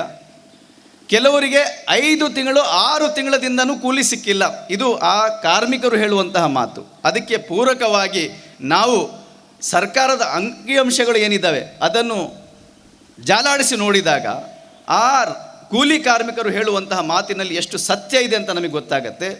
3,000 ಕೋಟಿ ರೂಪಾಯಿ ಇವತ್ತು ಸರ್ಕಾರ ಈ ಕೂಲಿ ಕಾರ್ಮಿಕರ ಹಣ ತನ್ನ ಬಳಿ ಬಾಕಿ ಉಳಿಸ್ಕೊಂಡಿದೆ. 3,000 ಕೋಟಿ. ಬೆಳಗ್ಗಿಂದ ಸಾಯಂಕಾಲ ತನಕ ದುಡಿದು ಒಂದೊತ್ತು ಊಟಕ್ಕಾಗಿ, ತಮ್ಮ ಮಕ್ಕಳ ಹೊಟ್ಟೆ ತುಂಬಲಿಕ್ಕಾಗಿ ಆ ಕಾರ್ಮಿಕ ಕೆಲಸ ಮಾಡಿ ಸರ್ಕಾರದ ಮೇಲೆ ಭರವಸೆ ಇಟ್ಟು ಇವತ್ತು ಕೆಲಸ ಮಾಡಿದಾಗ ಆ ಕೂಲಿ ಕಾರ್ಮಿಕನ ದುಡ್ಡು ಕೂಡ ಇವತ್ತು ಇವರು ಹೊಡ್ಕೊಂಡು ಇಟ್ಕೊಳ್ತಾ ಇದ್ದಾರೆ. ಹೀಗೆ ನಾವು ಮೇಲಿಂದ ಕೆಳಗೆ ಬರುವಾಗ ಬೇರೆ ಬೇರೆ ಸಮಸ್ಯೆ, ರೈತರ ಸಮಸ್ಯೆ, ಕಾರ್ಮಿಕರ ಸಮಸ್ಯೆ, ದಲಿತರ ಸಮಸ್ಯೆ, ಮಹಿಳಾ ಕಾರ್ಮಿಕರ ಸಮಸ್ಯೆ, ಬೇಕಾದಷ್ಟು ಸಮಸ್ಯೆಗಳು ನಮ್ಮ ಮುಂದೆ ಬಂದಿದೆ. ಎಲ್ಲರೂ ಕೂಡ ಹೇಳ್ತಾ ಇರುವಂಥದ್ದು, ಇವತ್ತು ಬೆಲೆ ಏರಿಕೆಯಿಂದ ಜೀವನ ಎಷ್ಟು ಕಷ್ಟವಾಗಿದೆ. ಇವತ್ತು ನಮ್ಮ ಮಕ್ಕಳು ಓದ್ತಾ ಇದ್ದಾರೆ, ಅವರಿಗೆ ಸರಿಯಾದ ಅವರ ಅರ್ಹತೆಗೆ ತಕ್ಕಂತಹ ನೌಕರಿಗಳು ಸಿಗ್ತಾ ಇಲ್ಲ. ನೌಕರಿ ಕೇಳಲಿಕ್ಕೆ ಹೋದರೆ ನಮಗೆ ಲಂಚ ಕೊಡಬೇಕಾಗ್ತದೆ, ಲಂಚ ಕೊಡುವಷ್ಟು ನಮ್ಮಲ್ಲಿ ಹಣ ಇಲ್ಲ ಅನ್ನುವಂತಹ ಮಾತು ಕೂಡ ಅಲ್ಲಿ ಆ ಜಾಥಾದ ಮೂಲಕ ನಾವು ಬರುವಾಗ ನಮ್ಮ ಮುಂದೆ ಬಂದಿದೆ. ಇದು ದೇಶದಲ್ಲಿ ಆಗ್ತಾ ಇರುವಂತಹ ಪರಿಸ್ಥಿತಿಯ ಬಗ್ಗೆ ನಾವು ಆ ಜಾಥಾದಲ್ಲಿ ಬರುವಾಗ ಸ್ವತಃ ಆ ರೈತರು, ಆ ಕೂಲಿ ಕಾರ್ಮಿಕರು, ಆ ಮಹಿಳೆಯರು ನಮ್ಮ ಜೊತೆ ಅವರ ಸಂಕಷ್ಟವನ್ನು ತೋಡಿಕೊಂಡಿದ್ದು ಈ ರೀತಿ. ಇವತ್ತು ಈ ದೇಶದಲ್ಲಿ ಈ ಸಮಸ್ಯೆಗಳ ಬಗ್ಗೆ ಯಾವ ಮಾಧ್ಯಮಗಳಲ್ಲೂ ಕೂಡ ನಾವು ಚರ್ಚೆ ಕೇಳ್ತಾ ಇಲ್ಲ. ದೊಡ್ಡ ದೊಡ್ಡ ಮಾಧ್ಯಮಗಳಲ್ಲಿ ನಾವು ರಾತ್ರಿ 9 ಗಂಟೆಗೆ ಪ್ರೈಮ್ ಟೈಮ್ ನಡೆಯುತ್ತೆ. ಆ ಪ್ರೈಮ್ ಟೈಮಲ್ಲಿ ನಮ್ಮ ರಾಜಕಾರಣಿಗಳ ಹಗರಣಗಳ ಬಗ್ಗೆ ಚರ್ಚೆ ನಡೀತಾ ಇದೆ. ಯಾವ ರೀತಿ ಅವರ ಮಕ್ಕಳು ಏನೇನು ಮಾಡ್ತಾ ಇದ್ದಾರೆ ಅದ್ರ ಬಗ್ಗೆ ಚರ್ಚೆ ನಡೀತಾ ಇದೆ. ಅವರ ಪ್ರವಾಸಗಳ ಬಗ್ಗೆ ಚರ್ಚೆ ನಡೀತಾ ಇದೆ. ಆದರೆ ಈ ದೇಶದ ರೈತನ ಬಗ್ಗೆ, ಈ ದೇಶದ ಕೂಲಿ ಕಾರ್ಮಿಕನ ಬಗ್ಗೆ, ಈ ದೇಶದ ಬಡವನ ಬಗ್ಗೆ, ಈ ದೇಶದ ಹಿಂದುಳಿದ ವರ್ಗದ ಜನರ ಬಗ್ಗೆ ಇವತ್ತು ಚರ್ಚೆ ಆಗ್ತಾ ಇಲ್ಲ. ಯಾಕೆ ಚರ್ಚೆ ಆಗ್ತಾ ಇಲ್ಲ ಅಂದರೆ ಆ ರೀತಿಯ ವಾತಾವರಣ ಇವತ್ತು ನಮ್ಮ ದೇಶದಲ್ಲಿ ಸೃಷ್ಟಿ ಮಾಡಿದ್ದಾರೆ. ಸರ್ಕಾರದ ಎಲ್ಲ ಅಂಕಿಅಂಶಗಳನ್ನು ಇವತ್ತು ಕೇವಲ ಆ ವೆಬ್ಸೈಟ್ಗಳಲ್ಲಿ ಮುಚ್ಚಾಕಿದ್ದಾರೆ. ಅದು ಚರ್ಚೆಗೆ ಬರ್ತಾ ಇಲ್ಲ. ಆ ಅಂಕಿಅಂಶಗಳು ಈಗ ಒಂದು ಮಾಧ್ಯಮದವರು ಯಾವುದೇ ಒಂದು ವಿಷಯದ ಬಗ್ಗೆ ಮಾತಾಡಬೇಕಂದ್ರೆ ಆ ಎಲ್ಲ ಅಂಕಿಅಂಶಗಳನ್ನು ತಗೊಂಡು ಜಾಲಾಡಿಸಿ ಎಲ್ಲ ತೆಗೆದು ಗೂಗಲಿಂದ ತೆಗೆದು ಚರ್ಚೆಗೆ ತಂದಿಡ್ತಾರೆ. ಆದರೆ ಈ ಅಂಕಿಅಂಶಗಳು, ಈ ಬಡವರ ಬಗ್ಗೆ ಅಂಕಿಅಂಶಗಳು, ರೈತನ ಸಾವಿನ ಬಗ್ಗೆ ಅಂಕಿಅಂಶಗಳು, ಆ ಕಾರ್ಮಿಕನಿಗೆ ಸರ್ಕಾರ ಕೊಡುವಂತಹ ಸಾಲದ ಬಗ್ಗೆ ಅಂಕಿಅಂಶಗಳು ಇವತ್ತು ಜನರ ಮುಂದೆ ತರುವುದಿಲ್ಲ. ನಾವು ಈ ಜನಜಾಗೃತಿ ಜಾಥಾದ ಮುಖಾಂತರ ಜನರ ಮುಂದೆ ಆ ಅಂಕಿಅಂಶನೂ ಕೂಡ ನಾವು ಇಡ್ತಾ ಇದ್ದೀವಿ. ಇವತ್ತು ನಮ್ಮ ದೇಶದಲ್ಲಿ ಸರ್ಕಾರ ಹೇಳುವಂಥ, ಸರ್ಕಾರದ ವೆಬ್ಸೈಟಲ್ಲಿ ಇರುವಂತಹ ಅಂಕಿಅಂಶದ ಪ್ರಕಾರ 25.5% ಜನ ಇವತ್ತು ಅತ್ಯಂತ ಬಡವರಾಗಿದ್ದಾರೆ. ಅಂದರೆ 35 ಕೋಟಿ ಜನ ಇವತ್ತು ಅವರಿಗೆ ಒಂದೊತ್ತು ಊಟ ಸಿಗ್ತಾ ಇದೆ ಕೇವಲ. ಇನ್ನು 2 ಹೊತ್ತು ಊಟಕ್ಕಾಗಿ ಪರದಾಡ್ತಾ ಇದ್ದಾರೆ. ಈ ಅಂಕಿಅಂಶ ಯಾವುದೇ ಮಾಧ್ಯಮದಲ್ಲಿ, ಯಾವುದೇ ಟಿ ವಿ ಚಾನಲಲ್ಲಿ ಚರ್ಚೆಗೆ ಬರುವುದಿಲ್ಲ. ಅದೇ ರೀತಿ ನಿರುದ್ಯೋಗದ ಬಗ್ಗೆ ನಾವು ನೋಡಿದಾಗ ನಮ್ಮ ದೇಶದಲ್ಲಿ 53 ಕೋಟಿ ಯುವಕರು ಇವತ್ತು ಉದ್ಯೋಗಕ್ಕಾಗಿ ಹುಡುಕಾಟ ಮಾಡ್ತಾ ಇದ್ದಾರೆ. ಉದ್ಯೋಗ ಸಿಗ್ತಾ ಇಲ್ಲ, ಅವರ ಅರ್ಹತೆಗೆ ತಕ್ಕಂತೆ ಉದ್ಯೋಗ ಸಿಗ್ತಾ ಇಲ್ಲ. ಆ ಉದ್ಯೋಗಕ್ಕಾಗಿ ಅವರ ಬಗ್ಗೆ ಲಂಚ ಕೊಟ್ಟವರು ಉದ್ಯೋಗ ಪಡೆಯುವಂತಹ ಪರಿಸ್ಥಿತಿ ಬಂದಿದೆ. ಅದು ಕೂಡ ಯಾರಿಗೆ ಸಿಗ್ತಾ ಇದೆ? ಯಾರಲ್ಲಿ ಅರ್ಹತೆ ಇಲ್ಲ ಅಂಥವರು ಇವತ್ತು ದುಡ್ಡು ಖರ್ಚು ಮಾಡಿ ಆ ಜಾಬನ್ನು, ಆ ನೌಕರಿಯನ್ನು ತಗೊಳ್ಳುವಂತಹ ಕೆಲಸ ಮಾಡ್ತಾ ಇದ್ದಾರೆ. ಅದರಿಂದ ಸರ್ಕಾರದಲ್ಲಿ ಇರುವಂತಹ ಮಂತ್ರಿಗಳಿಗೆ ಅವರ ಜೇಬು ತುಂಬುವಂಥ ಒಂದು ಅವಕಾಶ ಆಗಿದೆ. ಜನರ ಸಂಕಷ್ಟದಿಂದನೂ ಕೂಡ ಅವಕಾಶ ತೆಗೆಯುವಂತಹ ಪರಿಸ್ಥಿತಿ ಇವತ್ತು ನಮ್ಮ ದೇಶದಲ್ಲಿದೆ. ಬಡವರಿಗೆ ಯೋಜನೆಗಳು ಮಾಡ್ತಾ ಇದ್ದಾರೆ. ಇವತ್ತು ನಾನು ಈಗ ಹೇಳಿದ ಹಾಗೆ 3,000 ಕೋಟಿ ರೂಪಾಯಿ ಮನ್ರೇಗಾ ಮತ್ತು ನರೇಗಾ ಈ ಯೋಜನೆ ಅಡಿಯಲ್ಲಿ ಲೂಟಿ ಹೊಡಿತಾ ಇದ್ದಾರೆ. ಯುವಕರಿಗೆ ಜಾಬ್ ಕೊಡುವಂಥದ್ದು, ಯುವಕರಿಗೆ ಸಾಲ ಕೊಡುವಂಥದ್ದು ಮುದ್ರಣ ಯೋಜನೆ, ಇದರಲ್ಲೂ ಕೂಡ ಇವತ್ತು ಲೂಟಿ ಹೊಡೆದು ಫೇಕ್ ಅಕೌಂಟ್ ಕ್ರಿಯೇಟ್ ಮಾಡಿ ಅದರಿಂದ ಲೂಟಿ ಹೊಡೆಯುವಂಥ ಕೆಲಸ. ಯುವಕರಿಗೆ ನೌಕರಿ ಸಿಗ್ತಾ ಇಲ್ಲ ಅಂತ ಸಾಲ ಕೊಟ್ಟು ಅವರಿಗೆ ಉದ್ಯೋಗ ಸೃಷ್ಟಿ ಮಾಡುವಂತಹ ಒಂದು ಯೋಜನೆ ಹಾಕಿ ಆ ಯೋಜನೆಯಲ್ಲಿ ಮತ್ತೆ ಲೂಟಿ ಹೊಡಿತಾ ಇದ್ದಾರೆ. ಇದು ನಮ್ಮ ದೇಶದಲ್ಲಿ ನಡೀತಾ ಇರುವಂತಹ ಪರಿಸ್ಥಿತಿ. ಒಂದು ಕಡೆ ಇಷ್ಟೊಂದು ದೊಡ್ಡ ಮಟ್ಟದಲ್ಲಿ ನಮ್ಮ ದೇಶದಲ್ಲಿ ಒಂದು ಹೊತ್ತು ಊಟ ಮಾಡಿ ಜನ ಮಲಗ್ತಾ ಇದ್ದಾರೆ. ಆದರೂ ಕೂಡ ಈ ಸರ್ಕಾರಗಳಿಗೆ ಯಾವುದೇ ರೀತಿಯ ಇದರ ಮೇಲೆ ಪರಿಣಾಮಗಳು ಬೀಳ್ತಾ ಇಲ್ಲ. 25ರಿಂದ 29 ವಯಸ್ಸಿನ ಯುವಕರು, 25ರಿಂದ 29 ಫ್ರೆಷರ್ಸ್ ಅಂತ ನಾವು ಏನು ಹೇಳ್ತೀವಿ, ಗ್ರ್ಯಾಜುಯೇಟ್ಸ್ ಆಗಿ ಬರ್ತಾರೆ, ಅವರ ಸಂಖ್ಯೆ 2,09,000. 2,09,000 ಈ ವಯಸ್ಸಿನ ಯುವಕರು ಇವತ್ತು ನೌಕರಿಗಾಗಿ ಹುಡುಕಾಟ ಮಾಡ್ತಾ ಇದ್ದಾರೆ. ನೌಕರಿ ಸಿಗ್ತಾ ಇಲ್ಲ, ಅರ್ಹತೆಗೆ ತಕ್ಕಂತೆ ನೌಕರಿ ಸಿಗ್ತಾ ಇಲ್ಲ. ಒಂದು P1 ಪೋಸ್ಟಿಗಾಗಿ 1,000 ಪೋಸ್ಟಿಗೆ 5 ಲಕ್ಷ ಜನ ಅಪ್ಲಿಕೇಶನ್ ಹಾಕ್ತಾ ಇದ್ದಾರೆ. ಅಂಥ ಪರಿಸ್ಥಿತಿ ಇವತ್ತು ನಿರ್ಮಾಣವಾಗಿದೆ. ಅದೇ ರೀತಿ ಈ ಅಂಕಿಅಂಶಗಳು ಹೇಳ್ತಾ ಹೋದರೆ ಒಂದು ಗಂಟೆ ನಾವು ಭಾಷಣ ಮಾಡಿದರೂ ಕೂಡ ಸಾಕಾಗುವುದಿಲ್ಲ. ಅಷ್ಟು ಇವತ್ತು ನಾವು ಒಂದೊಂದು ನೋಡ್ತಾ ಹೋದರೆ ಇಲ್ಲಿ ಜನರು ಸಂಕಷ್ಟದಲ್ಲಿ ಇರುವಂಥದ್ದು. ಇವತ್ತು ಸರ್ಕಾರ ದೊಡ್ಡ ದೊಡ್ಡ ಜಾಹೀರಾತು ಹಾಕ್ತಾ ಇದೆ. ಟ್ರೈನ್ಗಳಲ್ಲಿ ನೀವು ಹೋದರೆ ಸಾಕು, ಅದರ ಒಳಗೆಯೂ ಕೂಡ ಜಾಹೀರಾತು, ಹೊರಗೆಯೂ ಕೂಡ ಜಾಹೀರಾತು. ಬಸ್ಸಿನ ಮೇಲೆ ನಾವು ಜಾಹೀರಾತುಗಳು ನೋಡ್ತಾ ಇದ್ದೀವಿ. 9 ಕೋಟಿ ಜನರಿಗೆ ಪ್ರಧಾನಮಂತ್ರಿ ಉಜ್ವಲ ಯೋಜನೆ ಅಡಿಯಲ್ಲಿ ನಾವು ಗ್ಯಾಸ್ ಸಿಲಿಂಡರ್ ಕೊಟ್ಟಿದ್ದೇವೆ. ಈ ಅಂಕಿಅಂಶ ನೀವೇನು ತೋರಿಸ್ತಾ ಇದ್ದೀರಿ, ವಾಸ್ತವದಲ್ಲಿ ಏನಿದೆ? ಇತ್ತೀಚೆಗೆ BBC ಒಂದು ಇಂಟರ್ವ್ಯೂ ಮಾಡಿದೆ. ಈ ಜನರಿಗೆ ಯಾರಿಗೆ ಉಜ್ವಲ ಯೋಜನೆ ಅಡಿಯಲ್ಲಿ ಯಾರ್ಯಾರಿಗೆ ಗ್ಯಾಸ್ ಸಿಕ್ಕಿದೆ, ಅವರ ಪರಿಸ್ಥಿತಿ ಏನಾಗಿದೆ, ಆ ಗ್ಯಾಸಿನ ಆ ಸಿಲಿಂಡರ್ನ ಬಳಕೆ ಯಾವ ರೀತಿ ಆಗ್ತಾ ಇದೆ ಅನ್ನುವಂಥಕ್ಕೆ ಒಂದು ಭಾಳ ರಿಸರ್ಚ್ ಮಾಡಿ BBC ಇವತ್ತು ಒಂದು ಸ್ಟೋರಿ ನಡೆಸಿದೆ. ಅದರಲ್ಲಿ ಮತ್ತು ಒಂದು RTI ಪ್ರಕಾರ ಬಂದಿರುವಂಥ ಮಾಹಿತಿಯ ಪ್ರಕಾರ ಇವತ್ತು ಸರ್ಕಾರ ಹೇಳ್ತಾ ಇರುವಂಥ ಅಂಕಿಅಂಶಕ್ಕೂ ವಾಸ್ತವಿಕತೆ ಏನಿದೆ ಅದಕ್ಕೆ ಭಾಳ ವ್ಯತ್ಯಾಸ ಇದೆ. 9 ಕೋಟಿ ಅಂತ ಸರ್ಕಾರ ಹೇಳ್ತಾ ಇದೆ, ಅದು ಸರಿಯಾಗಿ ನೋಡಿದರೆ 3 ಕೋಟಿ ಜನರಿಗೂ ಕೂಡ ಸಿಕ್ಕಿಲ್ಲ. ಇದೇ ನಮ್ಮ ರಾಜ್ಯದ ಬಗ್ಗೆ ಮಾತಾಡುವಾಗ, ನಮ್ಮ ರಾಜ್ಯದಲ್ಲಿ ಇರುವಂತಹ 1,15,00,000 ಜನ BPL ಕಾರ್ಡ್ ಹೋಲ್ಡರ್ಸ್ ಇದ್ದಾರೆ.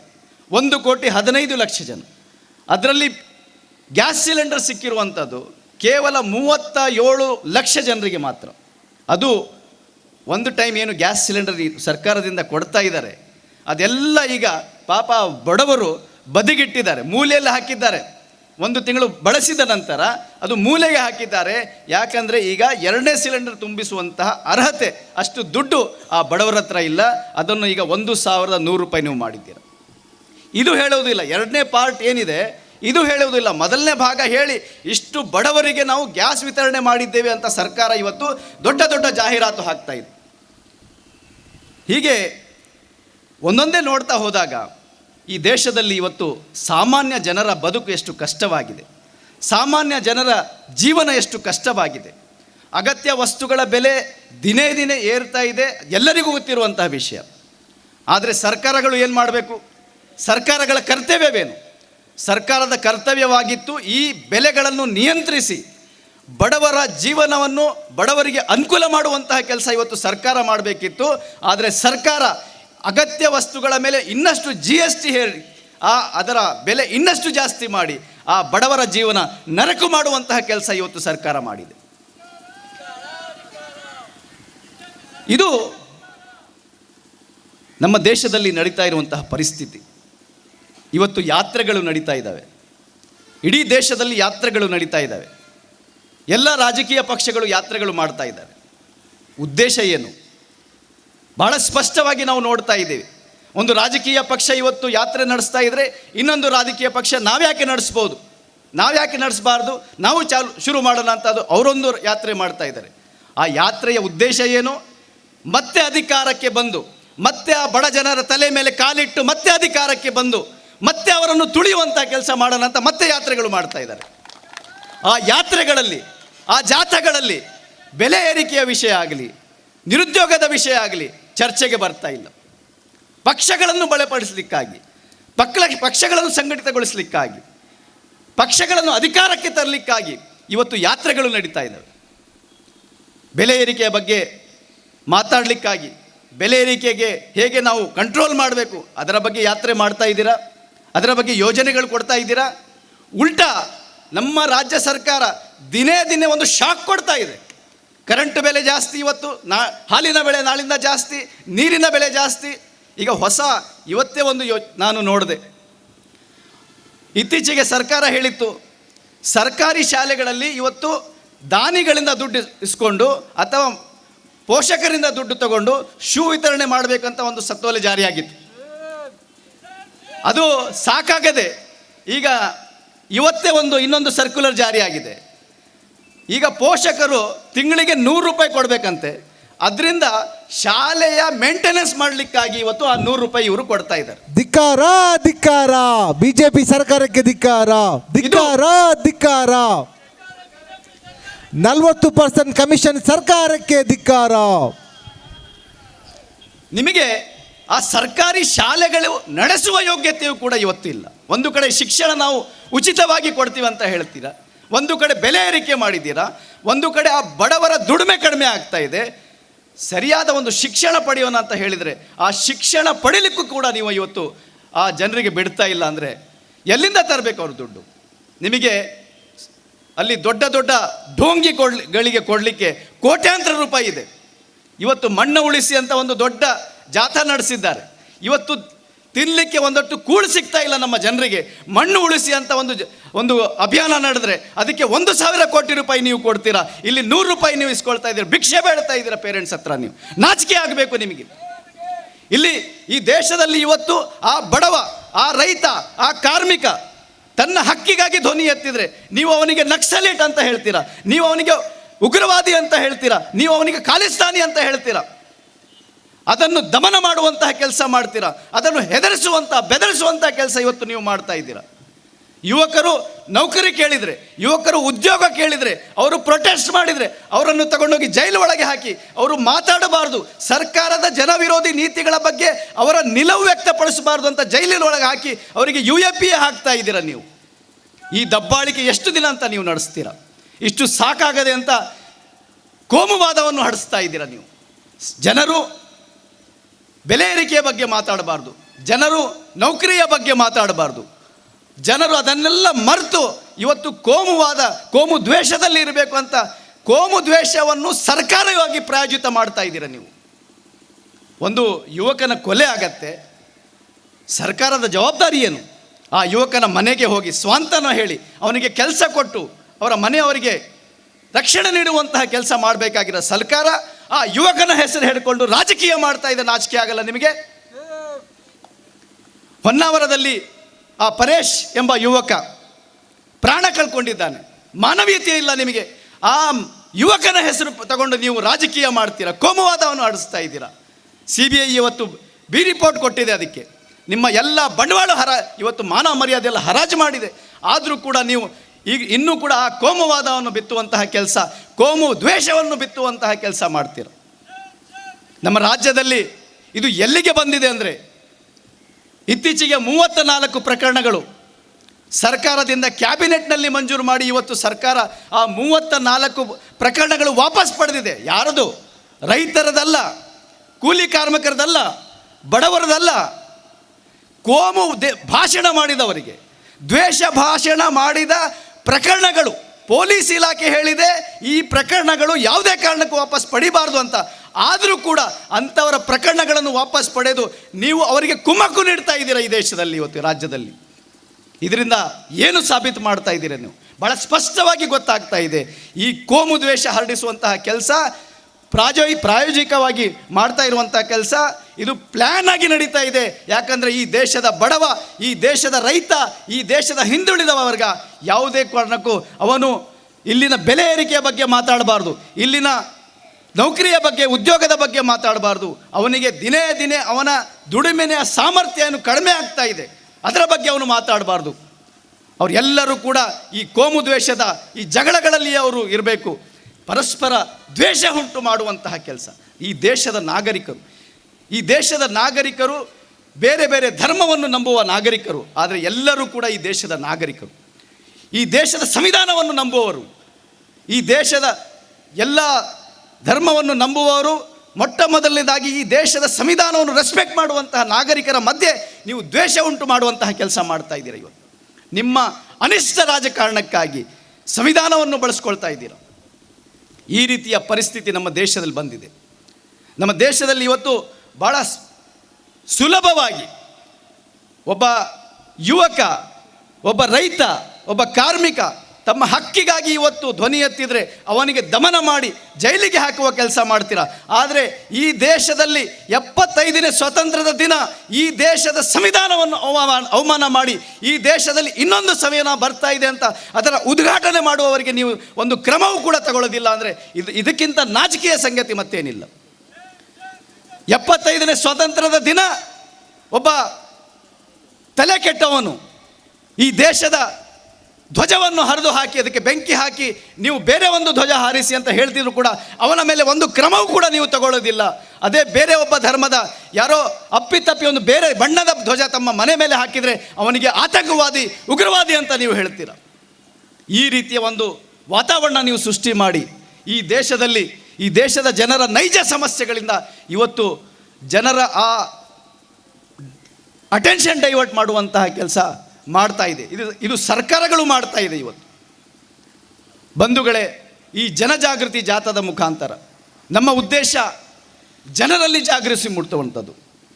ಈ ರೀತಿಯ ಸರ್ಕಾರಗಳು, ಜನವಿರೋಧಿ ಸರ್ಕಾರಗಳು, ರೈತ ವಿರೋಧಿ ಸರ್ಕಾರಗಳು, ಕಾರ್ಮಿಕ ವಿರೋಧಿ ಸರ್ಕಾರಗಳು, ಬಡವರ ವಿರೋಧಿ ಸರ್ಕಾರಗಳು ಇವತ್ತು ಬಂದಿರುವಂಥದ್ದು ಕೇವಲ ಆ ಸರ್ಕಾರ ಅಥವಾ ಅವರು ಬೆಲೆ ಏರಿಕೆ ಮಾಡಿದ್ದಕ್ಕೆ, ಅವರು ನಿರುದ್ಯೋಗಿ ಅಂತ ಮಾಡಿದ್ದಕ್ಕೆ ಆ ಸರ್ಕಾರಗಳಿಗೆ ಬೈದರೆ ಸಾಕಾಗಲ್ಲ. ನಾವೇ ಕಾರಣಕರ್ತರು, ನಾಗರಿಕರಾಗಿ, ಮತದಾರರಾಗಿ ನಾವು ಇದಕ್ಕೆ ಮೊಟ್ಟ ಮೊದಲನೇದಾಗಿ ನಾವು ಕಾರಣ. ಈ ರೀತಿಯ ಸರ್ಕಾರಗಳು ಆಯ್ಕೆ ಮಾಡುವಂತಹ ಅಧಿಕಾರ ನಮ್ಮಲ್ಲಿ ಇರುವಂಥದ್ದು. ಆ ಅಧಿಕಾರವನ್ನು ನಾವು ಸರಿಯಾಗಿ ಬಳಸ್ಕೊಂಡಿಲ್ಲ.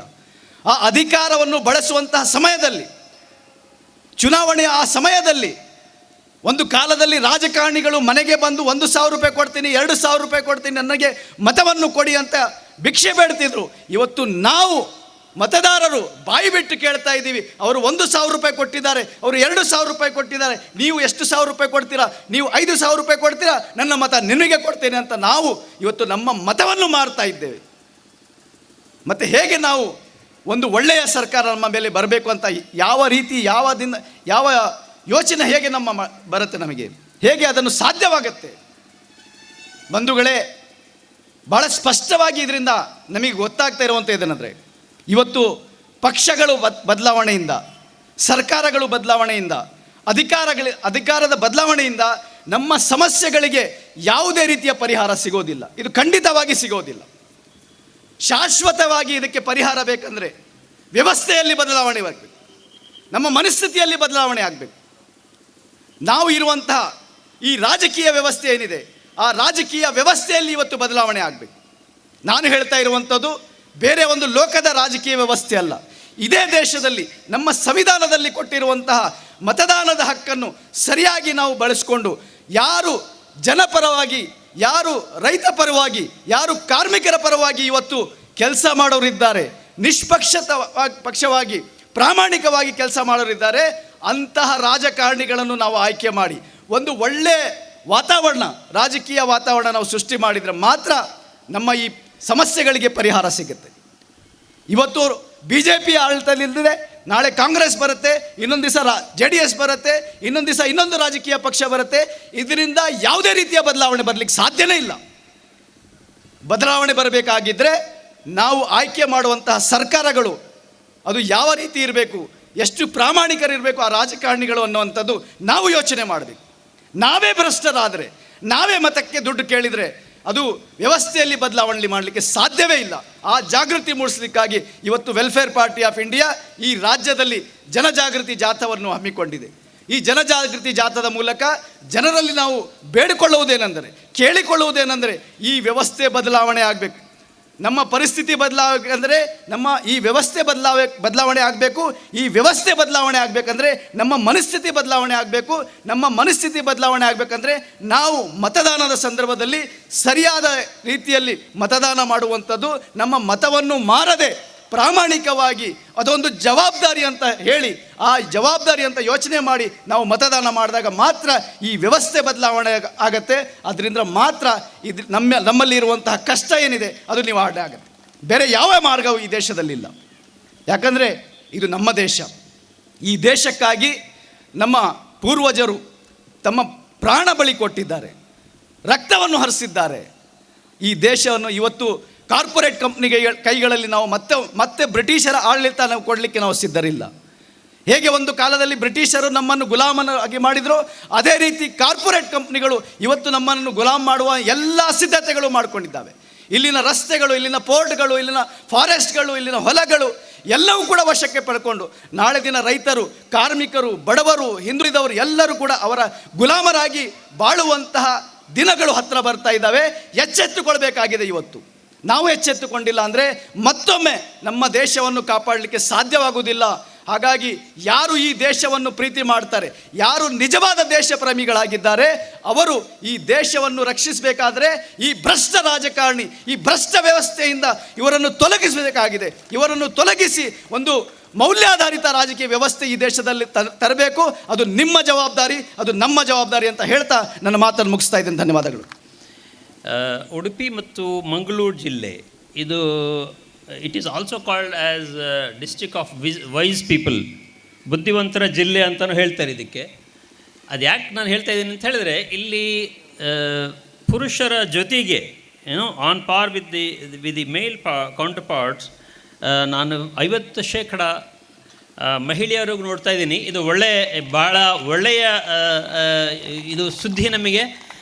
It is it is important part because all over Karnataka ನಾವು ನೋಡಿದ ಹಾಗೆ ಈ ಉಡುಪಿ ಮತ್ತು ಮಂಗಳೂರು ಜಿಲ್ಲೆ ಬಹುಶಃ ಈ ಮೀನು ತಿಂತೀರ, ಅದಕ್ಕೇನಾದರೂ ಜಾಸ್ತಿ ಇಂಟೆಲಿಜೆನ್ಸಿನ ಅಥವಾ I mean what is the reason I don't know.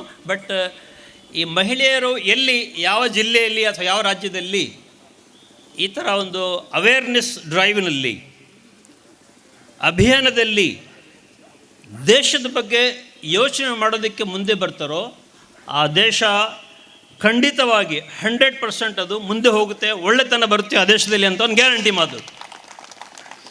ಯಾಕೆ ಹೇಳಿ ಅಂತ ಹೇಳಿದರೆ, ಒಬ್ಬ ಪುರುಷ ಸುಧಾರಿದರೆ ಕಾಲ್ ಬದಲಾವಣೆ ಆದರೆ, ಒಬ್ಬ ಪುರುಷ ಬದಲಾವಣೆ ಆದರೆ ಒಂದು ವ್ಯಕ್ತಿ ಬದಲಾವಣೆ ಆಯ್ತಂತ. ಬಟ್ ಈಗ ಒಂದು ಮಹಿಳೆ ಬದಲಾವಣೆ ಆದರೆ ಒಂದು ಹೋಲ್ ಕುಟುಂಬ ಬದಲಾವಣೆ ಆದ. She will change the whole ಖಾನ್ದಾನ್, she will revert the whole family. So I congratulate on my behalf of the ladies of this district Mangalore, the district of wise people, ಬುದ್ಧಿವಂತರ ಜಿಲ್ಲೆ. ತಮಗೆಲ್ಲ ಶುಭಾಶಯಗಳು, ತಮಗೆಲ್ಲ ಒಂದು ಒಳ್ಳೆ ಐ ಕಂಗ್ರ್ಯಾಚುಲೇಟ್ ಬಿಕಾಸ್ ತಾವೆಲ್ಲ ನಮ್ಮ ಜೊತೆಗೆ, ನಮ್ಮ ಪಕ್ಷದ ಜೊತೆಗೆ ಅಥವಾ ನಮ್ಮಂಥ ಈ ಸ್ಟ್ರಗಲ್ ಮಾಡೋರ ಜೊತೆಗೆ ತಾವು ಬಂದರೆ ಖಂಡಿತವಾಗಿ ದೇಶ ಇದು ಒಳ್ಳೆ ಟ್ರ್ಯಾಕ್ ಮೇಲೆ ವಾಪಸ್ ಮತ್ತೆ ಬರುತ್ತೆ, ಕೆಟ್ಟತನ ಮತ್ತೆ ಕಮ್ಮಿ ಆಗುವಂತ ಅಂತ ಹೇಳಿ ನಾನು ನಿಮಗೆ ಗ್ಯಾರಂಟಿ ಕೊಡ್ತೀನಿ. ಸ್ನೇಹಿತರೆ, ಈಗ ವಿಸ್ತಾರವಾಗಿ ನಮ್ಮ ಅಧ್ಯಕ್ಷರು ತಮ್ಮ ಮುಂದೆ all the facts and figures ಎಲ್ಲ ಅಂಕೆ ಅಂಶಗಳು ಇಟ್ಟಿದ್ದಾರೆ. ನಾನು ಬರೇ ತಮ್ಮ ಮುಂದೆ 2-3 ಪಾಯಿಂಟ್ ಇಡಕ್ಕೆ ಇಷ್ಟಪಡ್ತೇನೆ. ಪರ್ಟಿಕ್ಯುಲರ್ಲಿ ಈ ಅಭಿಯಾನ ನಡೀತಾ ಇರೋದು ನಿರುದ್ಯೋಗ ಮತ್ತು ಬೆಲೆ ಏರಿಕೆ.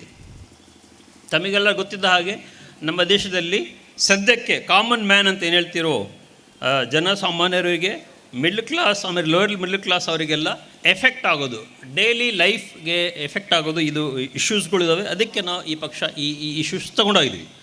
ಇಲ್ಲಾಂದರೆ ಬೇರೆ ಪಕ್ಷದ ಥರ ನಾವು ಜಾತಿದು ಮಾತು, ಧರ್ಮದ್ದು ಮಾತು, who is national, who is aunty national ಅಂತ ಆ ಥರನೂ ಭಾಷಣ ಮಾಡಿ, ಜೋರಾಗಿ ಭಾಷಣ ಮಾಡಿ ಹೋಗ್ಬೋದಾಗಿತ್ತು. ನಮಗೆ ಅದು ಬೇಕಾಗಿಲ್ಲ. We are very serious people.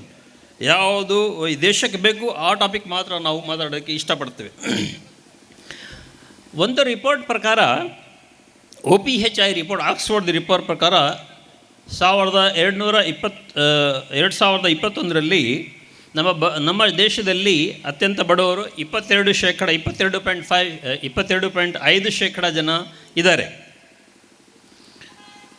Unemployment ಬಗ್ಗೆ, ನಿರುದ್ಯೋಗ ಬಗ್ಗೆ ಮಾತಾಡಬೇಕಂದ್ರೆ 2017ರಲ್ಲಿ ನಮ್ಮ ದೇಶದಲ್ಲಿ ಇದು 6% ಇದು, 6% ಇತ್ತು. 2022ರಲ್ಲಿ ಇದು ಜಾಸ್ತಿಯಾಗಿ 8.2% ಇದು ಜಾಸ್ತಿ ಆಗಿದೆ. ಕಳೆದ 2 ವರ್ಷದಲ್ಲಿ ನಮ್ಮ ದೇಶದಲ್ಲಿ ತಮಗೆ ಗೊತ್ತಿರಬೇಕು, ಯುವಕರಲ್ಲಿ ಉದ್ಯೋಗ ಇಲ್ಲದರಲ್ಲೂ ಸುಯಿಸೈಡ್, ಆತ್ಮಹತ್ಯೆ ಮಾಡ್ಕೊಂಡಿದ್ದರದು ಪರ್ಸೆಂಟೇಜ್ 24% ಜಾಸ್ತಿ ಆಗಿದೆ ಕಳೆದ 2 ವರ್ಷದಲ್ಲಿ. ತಾವೆಲ್ಲ ಕೇಳಿದ್ರಿ, ಒಂದು ಆಲ್ಮೋಸ್ಟ್ 7 ವರ್ಷ ಹಿಂದೆ ನಮ್ಮ ಪ್ರಧಾನಮಂತ್ರಿಯವರು ಡಿಕ್ಲೇರ್ ಮಾಡಿದರು, ವರ್ಷಕ್ಕೆ 2 ಕೋಟಿ ನಾನು ಉದ್ಯೋಗಗಳು ಕೊಡ್ತೀನಿ. I promise to give 2 crores of employment in a year in the country ಅಂತ ಹೇಳಿದರು ನಿಮಗೆಲ್ಲ. ಈಗ ಆಲ್ಮೋಸ್ಟ್ 7 ವರ್ಷ ಆಗ್ತಾಯಿದೆ. ಸೊ ಇದುವರೆಗೆ 14 ಕೋಟಿ ಉದ್ಯೋಗ ನಮ್ಮ ಪ್ರಧಾನಮಂತ್ರಿ ಕೊಡಬೇಕಾಗಿತ್ತು. ಆದರೆ ಡೇಟಾ ಏನು ಹೇಳ್ತಾ ಇದೆ ನೋಡಿ, ಈಗ ನಾನು ಹೇಳ್ತಿರೋ ಡೇಟಾ ನಿಮಗೆ CMI ಇದು ಡೇಟಾ ಹೇಳುತ್ತೆ, ರಿಪೋರ್ಟ್ ಹೇಳುತ್ತೆ, ನಮ್ಮ ದೇಶದಲ್ಲಿ ಇವತ್ತು 5,30,00,000 ಯುವಕರು ನಿರುದ್ಯೋಗಿಯಾಗಿದ್ದಾರೆ. Is it not a shame? ತಾವೆಲ್ಲ ಒಪ್ತೀರಾ? ತಪ್ಪು ತಾನೇ ಇದು?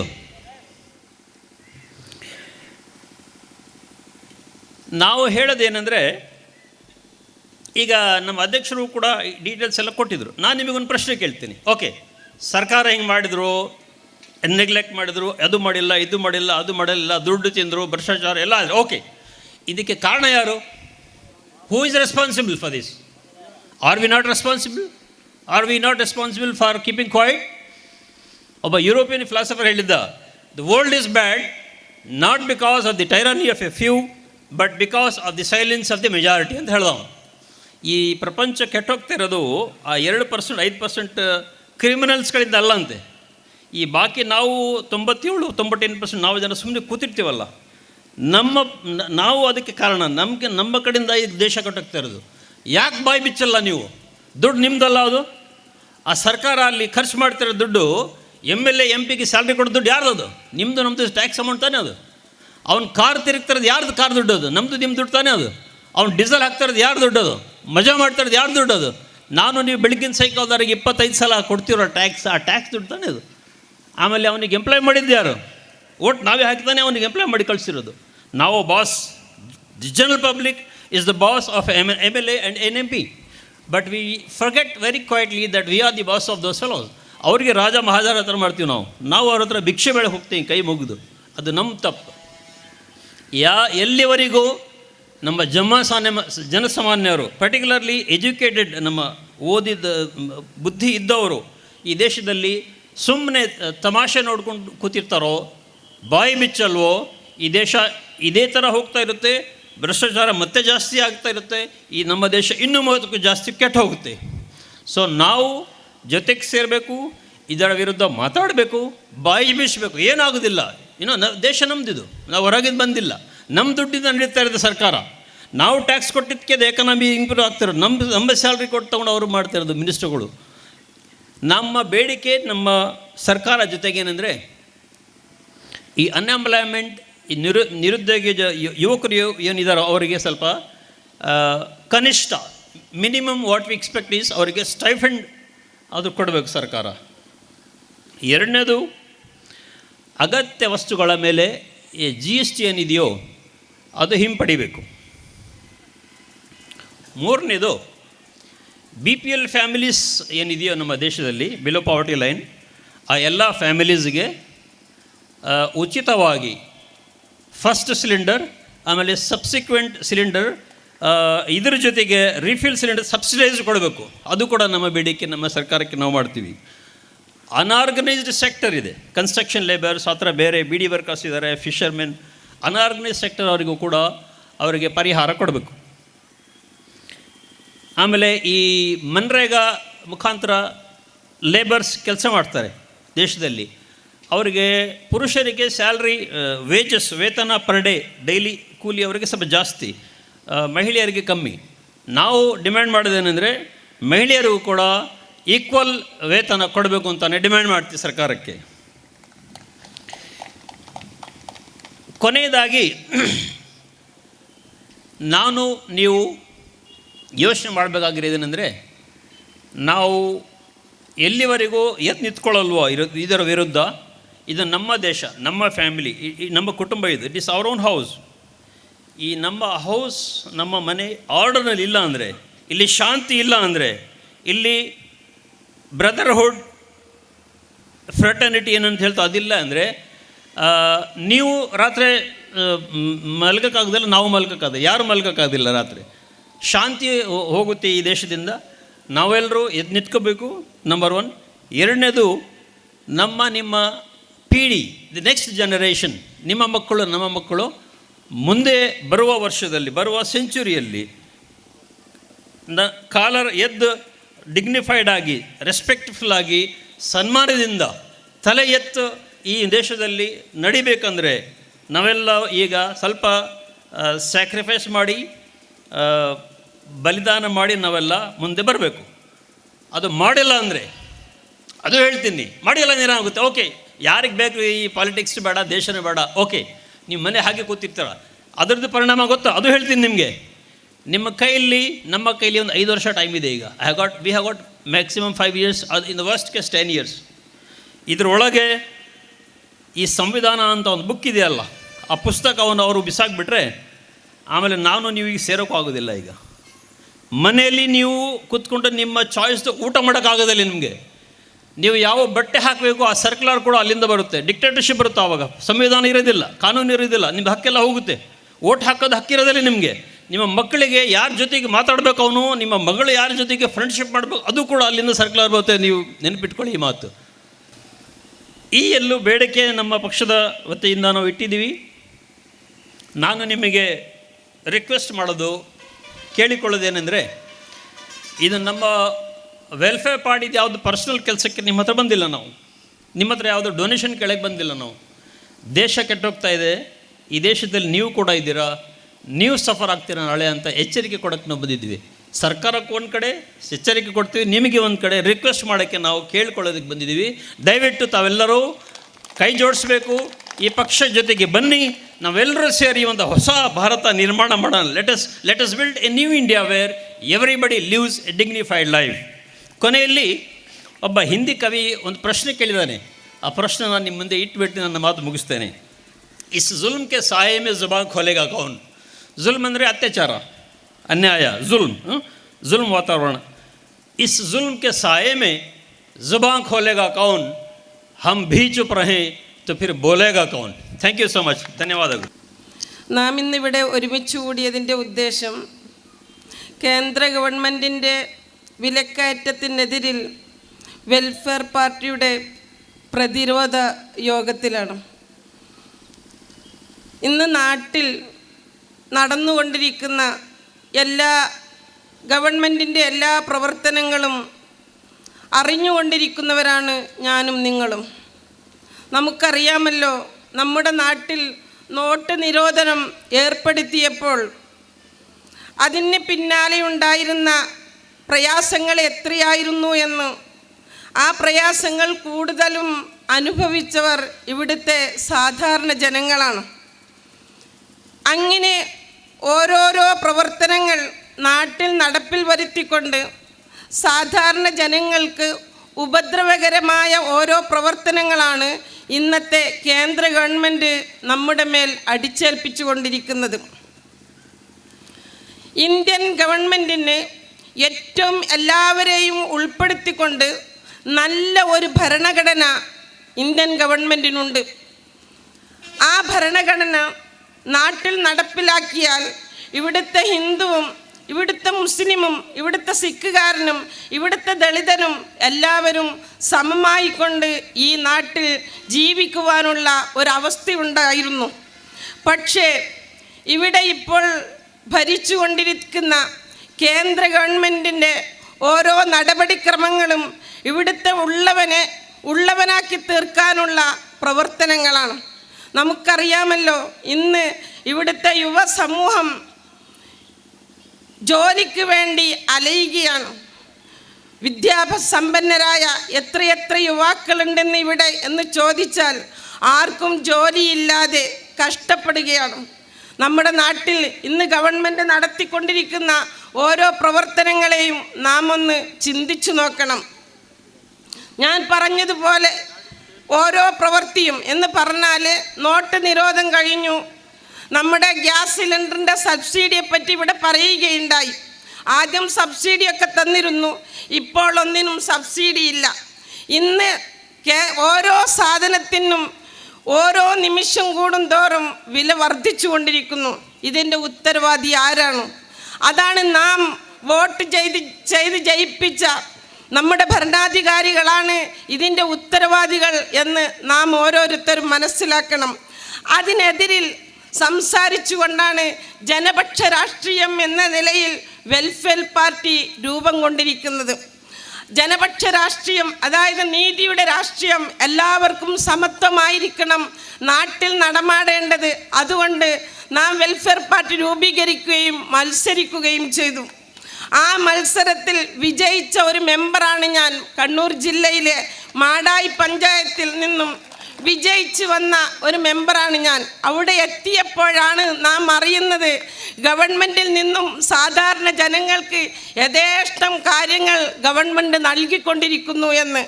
ഇത് എവിടെ പോകുന്നു എന്നുള്ളതാണ് നാം അറിയാതെ പോകുന്നത്. അതുകൊണ്ട് സാധാരണ ജനങ്ങൾക്ക് ഗവൺമെൻറ്റിൽ നിന്നുണ്ടാകുന്ന എല്ലാ സഹായങ്ങളും എത്തിച്ചു കൊടുക്കണമെങ്കിൽ നാം അവരുടെ ആ ഗവൺമെൻറ്റിൻ്റെ ഭാഗവാക്കാകേണ്ടതുണ്ട്.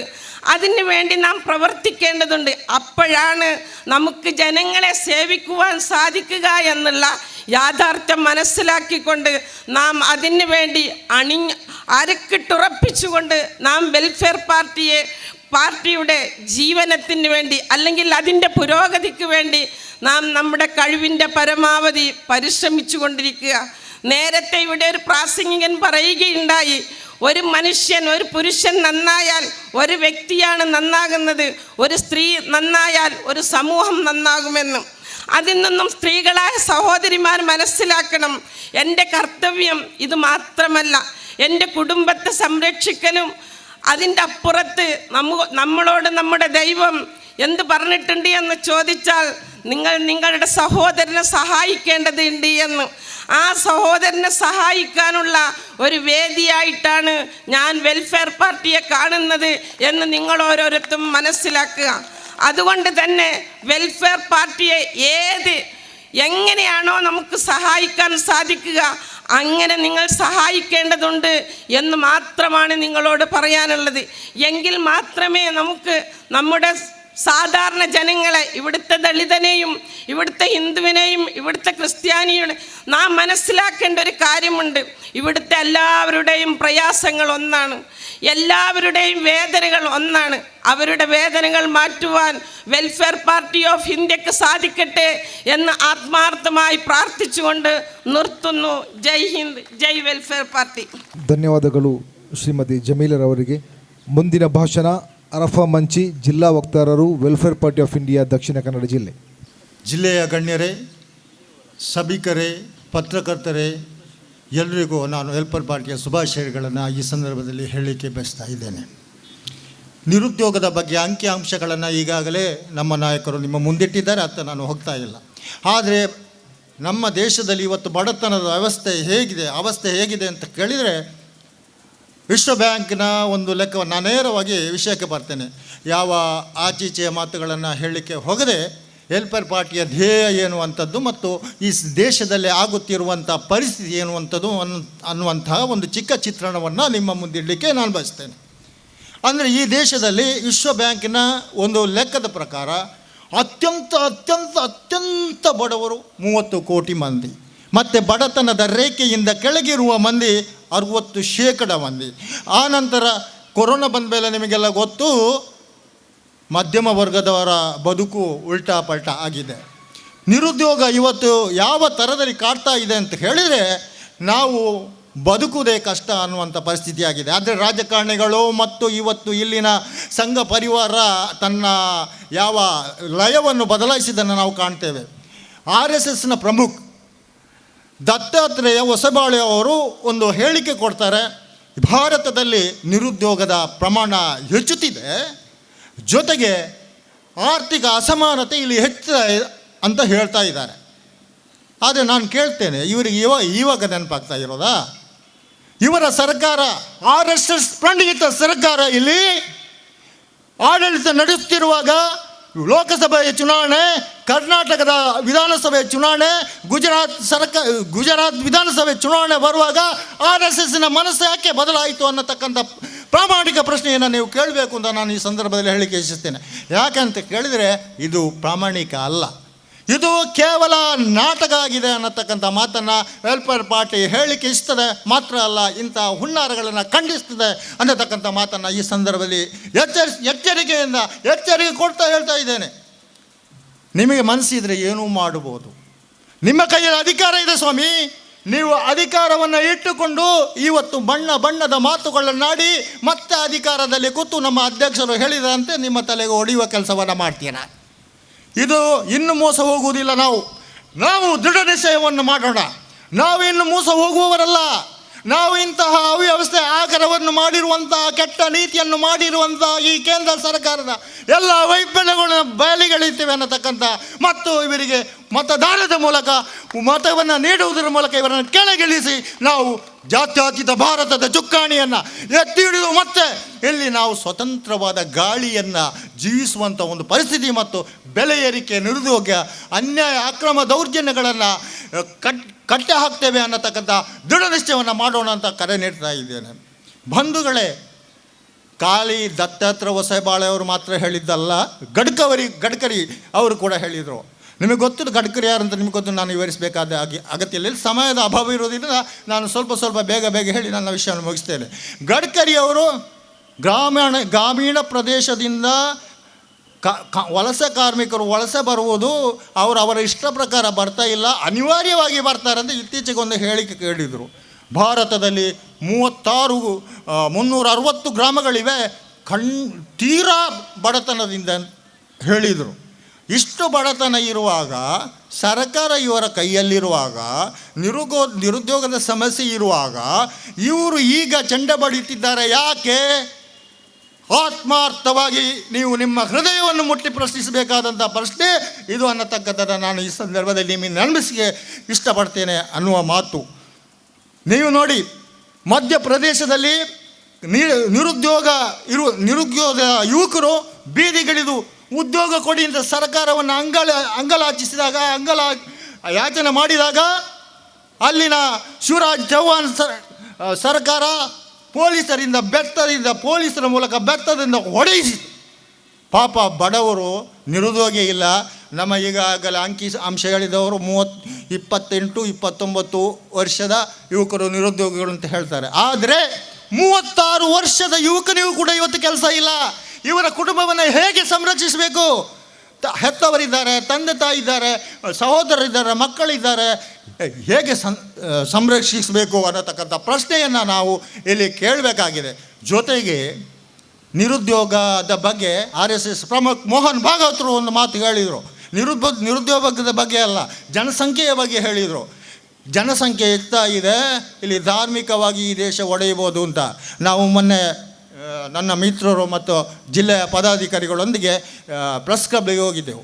ಅಲ್ಲಿ ಪ್ರೆಸ್ ಮೀಟ್ ಮಾಡಿ ನಾವು ಹೊರಗೆ ಬರುವಾಗ ಒಬ್ಬ ಪತ್ರಕರ್ತರು ಬಂದು ಹೇಳ್ತಾರೆ, ನಿಮ್ಮ ವಿಷಯ ಏನು, ನಿಮ್ಮ ಚರ್ಚೆ ವಿಷಯ ಏನು, ನೀವು ಏನು ವಿಷಯವನ್ನು ಇಲ್ಲಿ ಜನರ ಮುಂದೆ ಇಡ್ತಾ ಇದ್ದೀರಿ. ಆಗ ನಾವು ಬೆಲೆ ಏರಿಕೆ ಮತ್ತು ನಿರುದ್ಯೋಗದ ವಿಷಯವನ್ನು ಹೇಳಿದಾಗ ಅವರು ಹೇಳುವುದು, ಜನ ಹೆಚ್ಚಂಡ ಬಗದಾದ ಅವಡು ಜನಕ್ಕಳು ಹೆಚ್ಚಂಡು ನಿರುದ್ಯೋಗ ಆಗುತ್ತೆ ಜನರು ಹೆಚ್ಚಿದಾಗ ಅಂತ ಅವ್ರು ಹೇಳುವಂಥದ್ದು. ಮೋಹನ್ ಭಾಗವತರು ಅವರ ಇನ್ನೊಂದು ಜನಸಂಖ್ಯೆ ಹೆಚ್ಚಳದ ಇನ್ನೊಂದು ವಿಶ್ಲೇಷಣೆ ಇದು ಅನ್ನತಕ್ಕಂಥ ಮಾತನ್ನು ನಾನು ಹೇಳಲಿಕ್ಕೆ ಇಚ್ಛಿಸ್ತಾ ಇದ್ದೇನೆ. ನಿರುದ್ಯೋಗ ಅನ್ನೋದು ಜನ ಹೆಚ್ಚಿದಾಗ ಆಗ್ತದ? ಅದಕ್ಕೊಂದು ಚಿಕ್ಕ ಉದಾಹರಣೆಯನ್ನು ಕೇಳ್ತೇನೆ. ಬೇಜು ಆ್ಯಪ್ 2,500 ಸಿಬ್ಬಂದಿಗಳನ್ನು ಕೆಲಸದಿಂದ ತೆಗೆದುಹಾಕ್ತೇನೆ ಅಂತ ಘೋಷಿಸಿತು. ಬಾಲಿವುಡ್ ನಟ ಸುನೀಲ್ ಶೆಟ್ಟಿ ಅವರು ಹೇಳಿದರು, ನಾನು ದೇವರಲ್ಲಿ ಕೈ ಎತ್ತಿ ಪ್ರಾರ್ಥಿಸ್ತೇನೆ, ಮತ್ತು ಯಾರಲ್ಲಿ ಏನು ಪ್ರಯೋಜನ ಇಲ್ಲ ಅನ್ನುವಂಥ ಮಾತಿದು. ದೇವರಲ್ಲಿ ಮಾತ್ರ ನಾನು ಕೈ ಎತ್ತಿ ಪ್ರಾರ್ಥಿಸ್ತೇನೆ, ಇವರ ಕುಟುಂಬದ ಅವಸ್ಥೆ ಏನಾಗಬೇಕು, ಇವರ ಮಕ್ಕಳ ಅವಸ್ಥೆ ಏನಾಗಬೇಕು, ಈ 2,500 ಉದ್ಯೋಗ ಹೋಗುವುದು ಅಂತ ಹೇಳಿದರೆ 7,500 ಮಂದಿಯ ಸಿಬ್ಬಂದಿಗಳ ಮೇಲೆ ತೂಗು ಕತ್ತಿ ಇದೆ ಅನ್ನೋಂಥ ಮಾತನ್ನು ಅವರು ಹೇಳಿದರು. ಜೊತೆಗೆ ಅವರು ಈ ವ್ಯವಸ್ಥೆಗೆ ಒಂದು ಸಲಹೆಯನ್ನು ಕೂಡ ಕೊಟ್ಟರು. ಭಾರತ ಬಹಳ ದೊಡ್ಡದಾದಂಥ ದೇಶ, ಬಹಳ ಜನಸಂಖ್ಯೆ ಇರುವಂಥ ದೇಶ. ಈ ದೇಶದಲ್ಲಿ ಉದ್ಯೋಗಕ್ಕೆ ಇನ್ನೂ ಅವಕಾಶ ಇದೆ, ಸ್ವಲ್ಪ ಸಮಾಧಾನ ಮಾಡಿಕೊಳ್ಳಿ, ವ್ಯವಸ್ಥೆ ಬದಲಾಗಬಹುದು. ಇಲ್ಲಿ ಚಿಕ್ಕ ಪುಟ್ಟ ಬಂಡವಾಳ ಹೂಡಿ ಚಿಕ್ಕ ಉದ್ಯಮಗಳು ಇಲ್ಲಿ ಬೆಳೆಯಲಿಕ್ಕೆ ಸಾಧ್ಯ ಇದೆ, ನೀವು ಸಹನೆ ವಹಿಸಿ ಅನ್ನುವಂಥ ಸಲಹೆಯನ್ನು ಕೂಡ ಕೊಟ್ಟರು. ಆದರೆ 2021ರಲ್ಲಿ 4,500 ಕೋಟಿ ರೂಪಾಯಿ ನಷ್ಟ ಮಾಡಿದ ಬೇಜು ಆ್ಯಪ್ ಅಥವಾ ಶಿಕ್ಷಣಕ್ಕೆ ಸಂಬಂಧಿಸಿದ ಈ ಆ್ಯಪ್ ಸಾಯಿಸ್ಬೋದಾ ಅನ್ನೋತಕ್ಕಂಥ ಪ್ರಶ್ನೆಯನ್ನು ನಾವು ಮುಂದಿಡಬೇಕಾದ್ರೆ ಸಮಯ ಆಗಿದೆ. ಆದರೂ ಕೂಡ ಕೊನೆಯದಾಗಿ ನಾನು ಹೇಳುವಂಥದ್ದು, ಸುನಿಲ್ ಶೆಟ್ಟಿಯವರ ಆ ಪ್ರಾಮಾಣಿಕವಾದಂಥ ಹೃದಯ ಇದೆಯಲ್ಲ, ಅದು ನಮಗೆ ಬೇಕು. ಜನಸಂಖ್ಯೆ ಹೆಚ್ಚಿದ್ರಿಂದ ಇಲ್ಲಿ ಯಾರಿಗೂ ಏನು ತೊಂದರೆ ಆಗುವುದಿಲ್ಲ. ನೀವು ಈ ಕೇಂದ್ರ ಸರ್ಕಾರ 4.5 ಲಕ್ಷ ಮಂದಿಗೆ ಬಡ್ತಿಯನ್ನೇ ನೀಡಲಿಲ್ಲ. ಅವರ ಇಲಾಖೆ ಕೇಂದ್ರ ಸರ್ಕಾರದಿಂದ ಬರುವಂಥ ಸಿಬ್ಬಂದಿಗಳಿಗೆ ಬಡ್ತಿಯನ್ನೇ ಕೊಡಲಿಲ್ಲ. ಬಡ್ತಿಯನ್ನು ಕೊಡದಿದ್ದರೆ ಕೆಲಸ ಉಂಟಲ್ಲ ಅಂತ ನೀವು ಸಮಾಧಾನಿಸಬೇಡಿ. 4.5 ಲಕ್ಷ ಮಂದಿಗೆ ಬಡ್ತಿ ಇಲ್ಲ ಅಂತಾದರೆ 4.5 ಲಕ್ಷ ಮಂದಿಗೆ ಉದ್ಯೋಗ ಇಲ್ಲ ಅಂತ ಅರ್ಥ. ಬಡ್ತಿ ಆದಂತೆ ಸೇರ್ಪಡೆ ಮಾಡಬೇಕಾಗ್ತದೆ. ಮತ್ತೊಂದು ಮಾತನ್ನು ಈ ಸಂದರ್ಭದಲ್ಲಿ ನೆನಪಾಗ್ತದೆ, ಹೇಳಲೇಬೇಕಾಗಿದೆ.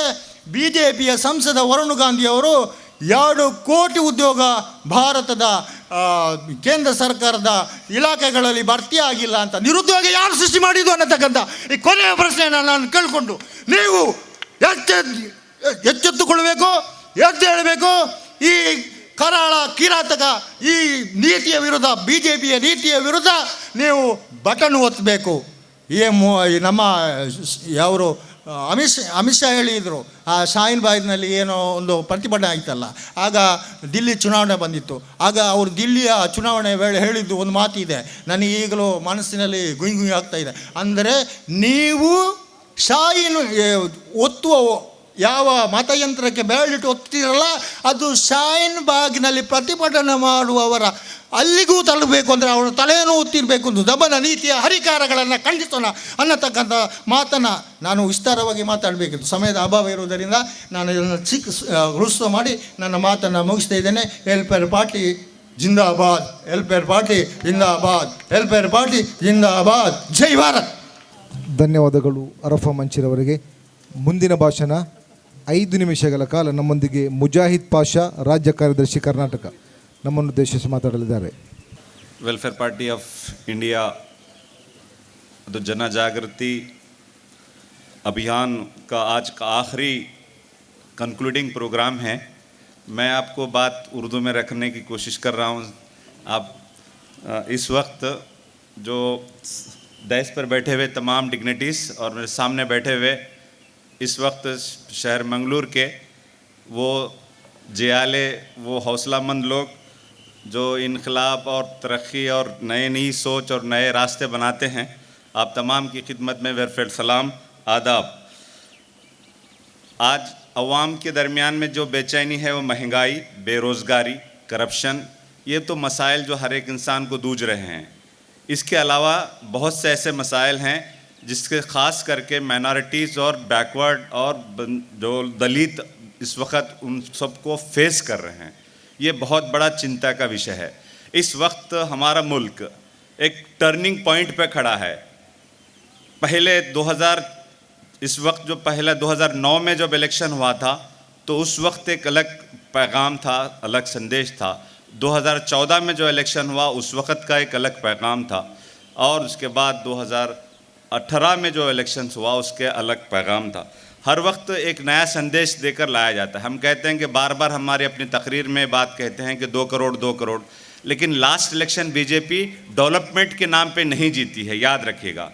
इस वक्त हमारे सामने जो एक बहुत बड़ा मसला है वो है कि डेमोक्रेटिक स्ट्रक्चर को जो बाकी रखकर उसका पूरा अंदर का सेंस निकाल दिया जा रहा है.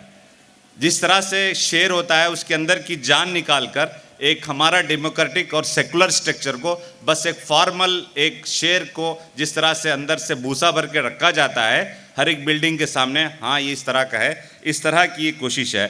गवर्नमेंट की सबसे बड़ी जो जिम्मेदारी थी, रिस्पॉन्सिबिलिटी थी कि वो इस वक्त जो कुछ भी अवाम को तकालीफ होते हैं, प्रॉब्लम्स होते हैं, उनको सॉल्व करने की कोशिश करनी चाहिए थी.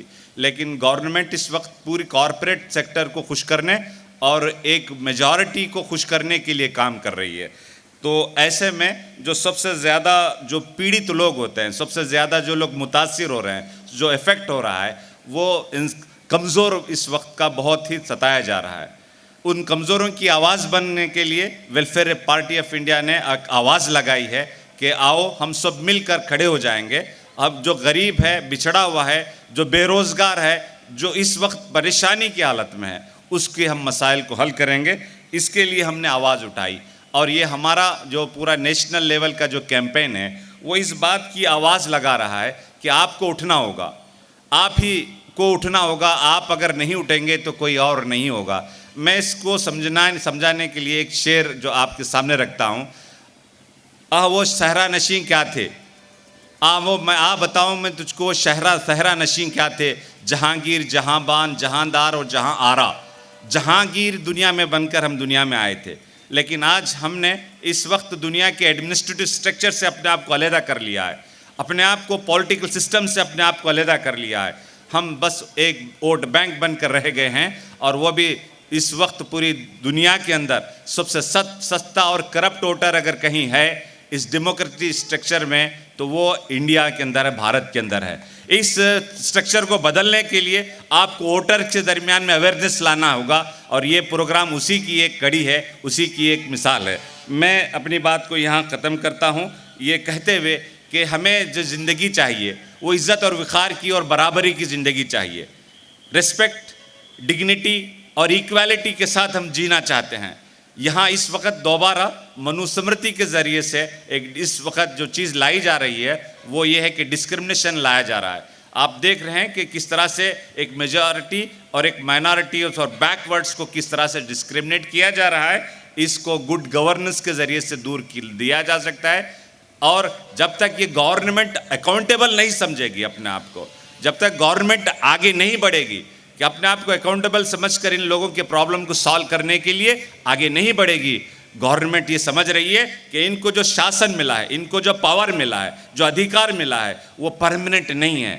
ये चाहते तो दुनिया में इंडिया के अंदर जस्टिस एक अच्छा हमारा स्ट्रक्चरल सिस्टम का सबसे ज़्यादा हमको उम्मीद थी तो वो जुडिशरी से थी। लेकिन आज जो देश के अंदर में जहाँ जहाँ बीजेपी सरकार है वहाँ उनका जुडिशरी सिस्टम क्या है, वो बुलडोज़र के ज़रिए से घरों को मिसमार कर रहे हैं। वो बुलडोज़र के ज़रिए से ऐसी सरकार का हम धिक्कार करते हैं और ऐसी सरकार का हमने विरोध करते हैं। और न्याय और इंसाफ और अदल और अकाउंटेबिलिटी की सरकार होनी चाहिए। इस तरह के लोगों में जागृति लाकर हम इसके अंदर एक परिवर्तन ला सकते हैं और उसका परिवर्तन का हिस्सा वेलफेयर पार्टी बनी है। वेलफेयर पार्टी जिंदाबाद। जय हिंद, जय कर्नाटक। ಮುಂದಿನ ಭಾಷಣ ದಿವಾಕರ್ ರಾವ್, ರಾಜ್ಯ ಉಪಾಧ್ಯಕ್ಷರು FITU ಕರ್ನಾಟಕ. ಬೇರೆ ಯಾವುದೇ ಕೊರತೆ ಇಲ್ಲ. ಒಂದು ಕಡೆ ಶಿಕ್ಷಣ ಕೊರತೆ ಉಂಟು, ಒಂದು ಕಡೆ ಶಿಕ್ಷಣ ವ್ಯಾಪಾರ ಆಗ್ತಾ ಉಂಟು, ಒಂದು ಕಡೆ ಶಿಕ್ಷಣದಿಂದ ಇಂಜಿನಿಯರಿಂಗ್ ಕಾಲೇಜ್, ಮೆಡಿಕಲ್ ಕಾಲೇಜ್ ನಿರ್ಮಾಣ ಆಗ್ತಾ ಉಂಟು, ಇನ್ನೊಂದು ಕಡೆ ನಿರುದ್ಯೋಗ ಜಾಸ್ತಿ ಆಗುವಂಥ ವ್ಯವಸ್ಥೆಯನ್ನು ಕೂಡ ಇದೇ ಸರ್ಕಾರ ಮಾಡ್ತಾ ಉಂಟು. ಉದಾಹರಣೆಗೆ ಒಂದು ಮಗು ಅಂಗನವಾಡಿಯಿಂದ SL ತನಕ ಕಲಿಬೇಕಂತ ಸರ್ಕಾರದ ಆಶೆ. ಸರ್ಕಾರದ ಆಶಯ ಕೂಡ ಸರಿ, ನಮ್ಮ ಕುಟುಂಬದ ಆಶೆ ಕೂಡ ಸರಿ. ಆದರೆ ಇವತ್ತು ನಾವು ಶಿಕ್ಷಣ ಪಡೆದಂತಹ ಯಾವುದೇ ವ್ಯವಸ್ಥೆ ಆಗಲಿ, SLC ಕಲಿತವನಿಗೆ ಯಾವ ಉದ್ಯೋಗ, PUC ಕಲಿತವನಿಗೆ ಯಾವ ಉದ್ಯೋಗ, ಅದಕ್ಕಿಂತ ಜಾಸ್ತಿ ಕಲಿತವನಿಗೆ ಯಾವ ಉದ್ಯೋಗ ಅಂಥೇಳಿ ನಿರ್ಮಾಣ ಮಾಡತಕ್ಕಂಥ ಸರ್ಕಾರದ ಬಳಿ ಇಲ್ಲ. ಕೊನೆಗೆ ಶಿಕ್ಷಣ ಪಡೆಯಲು ಸಾಲ ಪಡೆದಂಥ ಬ್ಯಾಂಕಿನಿಂದ ಹಿಂದೆ ಕಟ್ಟಲಾಗದೆ ಒದ್ದಾಡತಕ್ಕಂತಹ ತಂದೆ ತಾಯಿಗಳು ಹಾಗೂ ಆ ಕಲಿತು ಡಿಗ್ರಿಯಾಗಿ ಮನೆಯಲ್ಲಿ ಕೂತ್ಕೊಂಡು ಮಾನಸಿಕವಾಗಿರತಕ್ಕಂಥ ಮಗನನ್ನು ನೋಡ್ತಕ್ಕಂಥ ತಂದೆ ತಾಯಿಗಳು, ಇದಕ್ಕೆ ಉತ್ತರ ಕೊಡಲಾಗಂತಹ ಸರ್ಕಾರ ಅಂತ ಯಾರು? ನಾವು ಆರಿಸಿ ಕಳಿಸಿದಂಥ ವ್ಯಕ್ತಿ ಜನಪರವಾದ ಒಬ್ಬ ಶಾಸಕ, MP ಇರ್ಬೋದು. ಅವನು ಸರ್ಕಾರದ ಅಂಗ. ಸರ್ಕಾರ ಎಂಬುದು ಒಂದು ಈ ದೇಶದ ಒಂದು ದೇವಾಲಯ. ಈ ದೇವಾಲಯದೊಳಗೆ ಇರತಕ್ಕಂಥ ವ್ಯವಸ್ಥೆ ನಮ್ಮ ಆರಿಸಿ ಕಳಿಸಿದಂಥ ಶಾಸಕರು, ಜನಪ್ರತಿನಿಧಿಗಳು. ಅವರು ಇದರ ಬಗ್ಗೆ ಯಾವುದೇ ಪ್ರಶ್ನೆ ಮಾಡದೆ ಇರುವುದು ಒಂದು ಕಾರಣವಾಗಿದೆ. ಇದರಲ್ಲಿ ಹೆಚ್ಚಿನ ಕಾರಣ ಅಂತ ಹೇಳಿದ್ರೆ, ಇವತ್ತು ಶಾಸಕರಾಗಲಿ ಜನಪ್ರತಿನಿಧಿಗಳಾಗಲಿ ಇವತ್ತು ಶಿಕ್ಷಣ ಸಂಸ್ಥೆಯ ರೂವಾರಿಗಳಾಗಿದ್ದು, ಅವರಿಗಾದರೂ ಅವ್ರದ್ದು ವ್ಯಾಪಾರ ಆದರೆ ಸಾಕು, ಅವರ ಶಾಲೆ ಭರ್ತಿ ಆದರೆ ಸಾಕು, ಅವರ ಶಾಲೆಗೆ ರ್ಯಾಂಕ್ ಬಂದರೆ ಸಾಕು, ಇಷ್ಟೇ ಅವನು ಹೊರಗೆ ಬಂದ ಮೇಲೆ ಅವನಿಗೆ ಉದ್ಯೋಗದ ಬಗ್ಗೆ ಆಲೋಚನೆ ಮಾಡತಕ್ಕಂಥ ಶಕ್ತಿ ಸರ್ಕಾರಕ್ಕಿಲ್ಲ, ನಾವು ಆರಿಸಿ ಕಳಿಸಿ ಅಂತ ಜನತೆ ಕೂಡ ಇಲ್ಲ. ಇದನ್ನು ನಾವು ಏನಂತ ಹೇಳಿದ್ರೆ, ಕಳೆದ 30 ವರ್ಷಗಳಿಂದ ನಿರುದ್ಯೋಗ ಜಾಸ್ತಿ ಆಗ್ತಾ ಉಂಟು.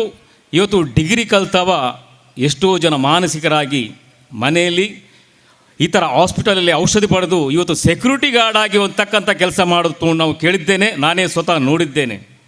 ಇದು ಯಾಕೆ ಹೀಗೆ ಆಗಿದೆ ಅಂತ ಹೇಳಿದ್ರೆ, ನಾವು ಶಿಕ್ಷಣಕ್ಕೆ ಒತ್ತು ಕೊಟ್ಟೆವು, ಆದರೆ ಅವನು ಆ ಶಿಕ್ಷಣದ ಕೌಶಲ್ಯ ಅಂತ ಹೇಳಿದ್ರೆ ಇವತ್ತು ITI ಆಗ ತರಬೇತಿ ಶಾಲೆ ಹೇಳಿದ್ದೆ, ಅದನ್ನು ನಾವು ಕಲಿಯದೆ ಬರೀಲಿಕ್ಕಂತೇಳಿ ಹೋದೆವು.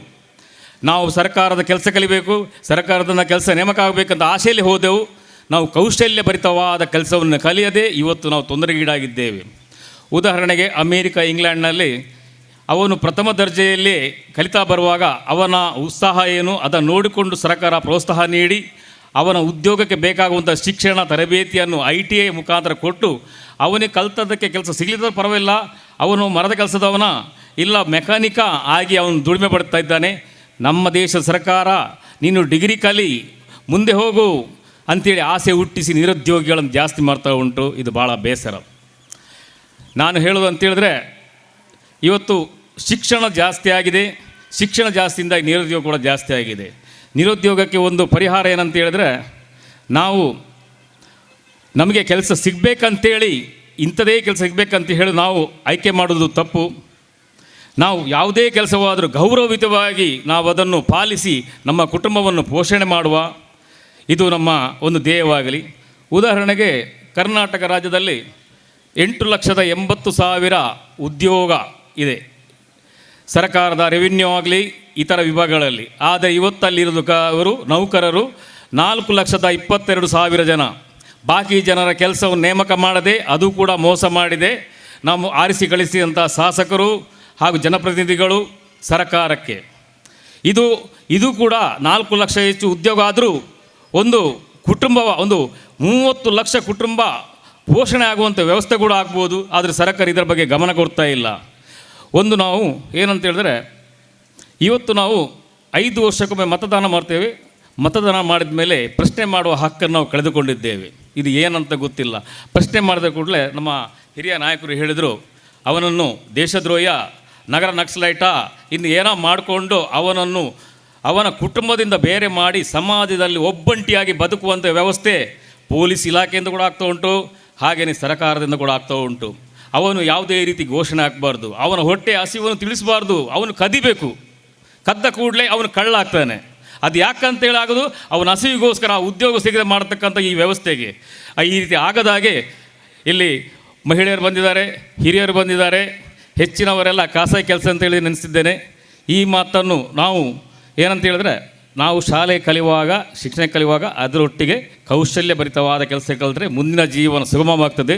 ಎರಡನೇದಾಗಿ ಪ್ರಶ್ನೆಯನ್ನು ಮಾಡುವಂಥ ವ್ಯವಸ್ಥೆ ನಮ್ಮ ಧ್ವನಿ ಆಗಬೇಕು. ನಮ್ಮ ಒಂದು ಓಟು ಅದು ಬ್ಯಾಲೆಟ್ ಬಾಕ್ಸಲ್ಲಿ ಇರಬಾರ್ದು, ಅದು ಹೊರಗೆ ಬಂದು ಆವಾಜ್ ಆಗಿರಬೇಕು. ಜೈ ವೆಲ್ಫೇರ್, ಜೈ ಹಿಂದ್, ಜೈ ಕರ್ನಾಟಕ. ಬೃಹತ್ ಸಾರ್ವಜನಿಕ ಸಭೆ ದಿವಾಕರ್ ಅವರವರ ಭಾಷಣದೊಂದಿಗೆ ಮುಕ್ತಾಯವಾಗುತ್ತದೆ. ನಾನು ವೇದಿಕೆಯಲ್ಲಿರುವ ಎಲ್ಲ ಈ ಕಾರ್ಯಕ್ರಮದ ಅತಿಥಿಗಳನ್ನು ಒಂದೇ ಮಾತಿನಲ್ಲಿ ಅವರಿಗೆ ಧನ್ಯವಾದಗಳನ್ನು ಸಮರ್ಪಿಸಿ ದಕ್ಷಿಣ ಕನ್ನಡ ಜಿಲ್ಲಾ ವತಿಯಿಂದ ಧನ್ಯವಾದಗಳನ್ನು ಸಮರ್ಪಿಸುತ್ತಿದ್ದೇನೆ. ಪೊಲೀಸ್ ಸಿಬ್ಬಂದಿ ವರ್ಗದವರಿಗೂ ಕೂಡ welfare party of India Dakshina Kannada ಜಿಲ್ಲೆಯ ವತಿಯಿಂದ ನಾನು ಧನ್ಯವಾದಗಳನ್ನು ಸಮರ್ಪಿಸುತ್ತಾ ಈ ಕಾರ್ಯಕ್ರಮದ ಮುಕ್ತಾಯವನ್ನು ಘೋಷಿಸುತ್ತಾ ಇದ್ದೇನೆ.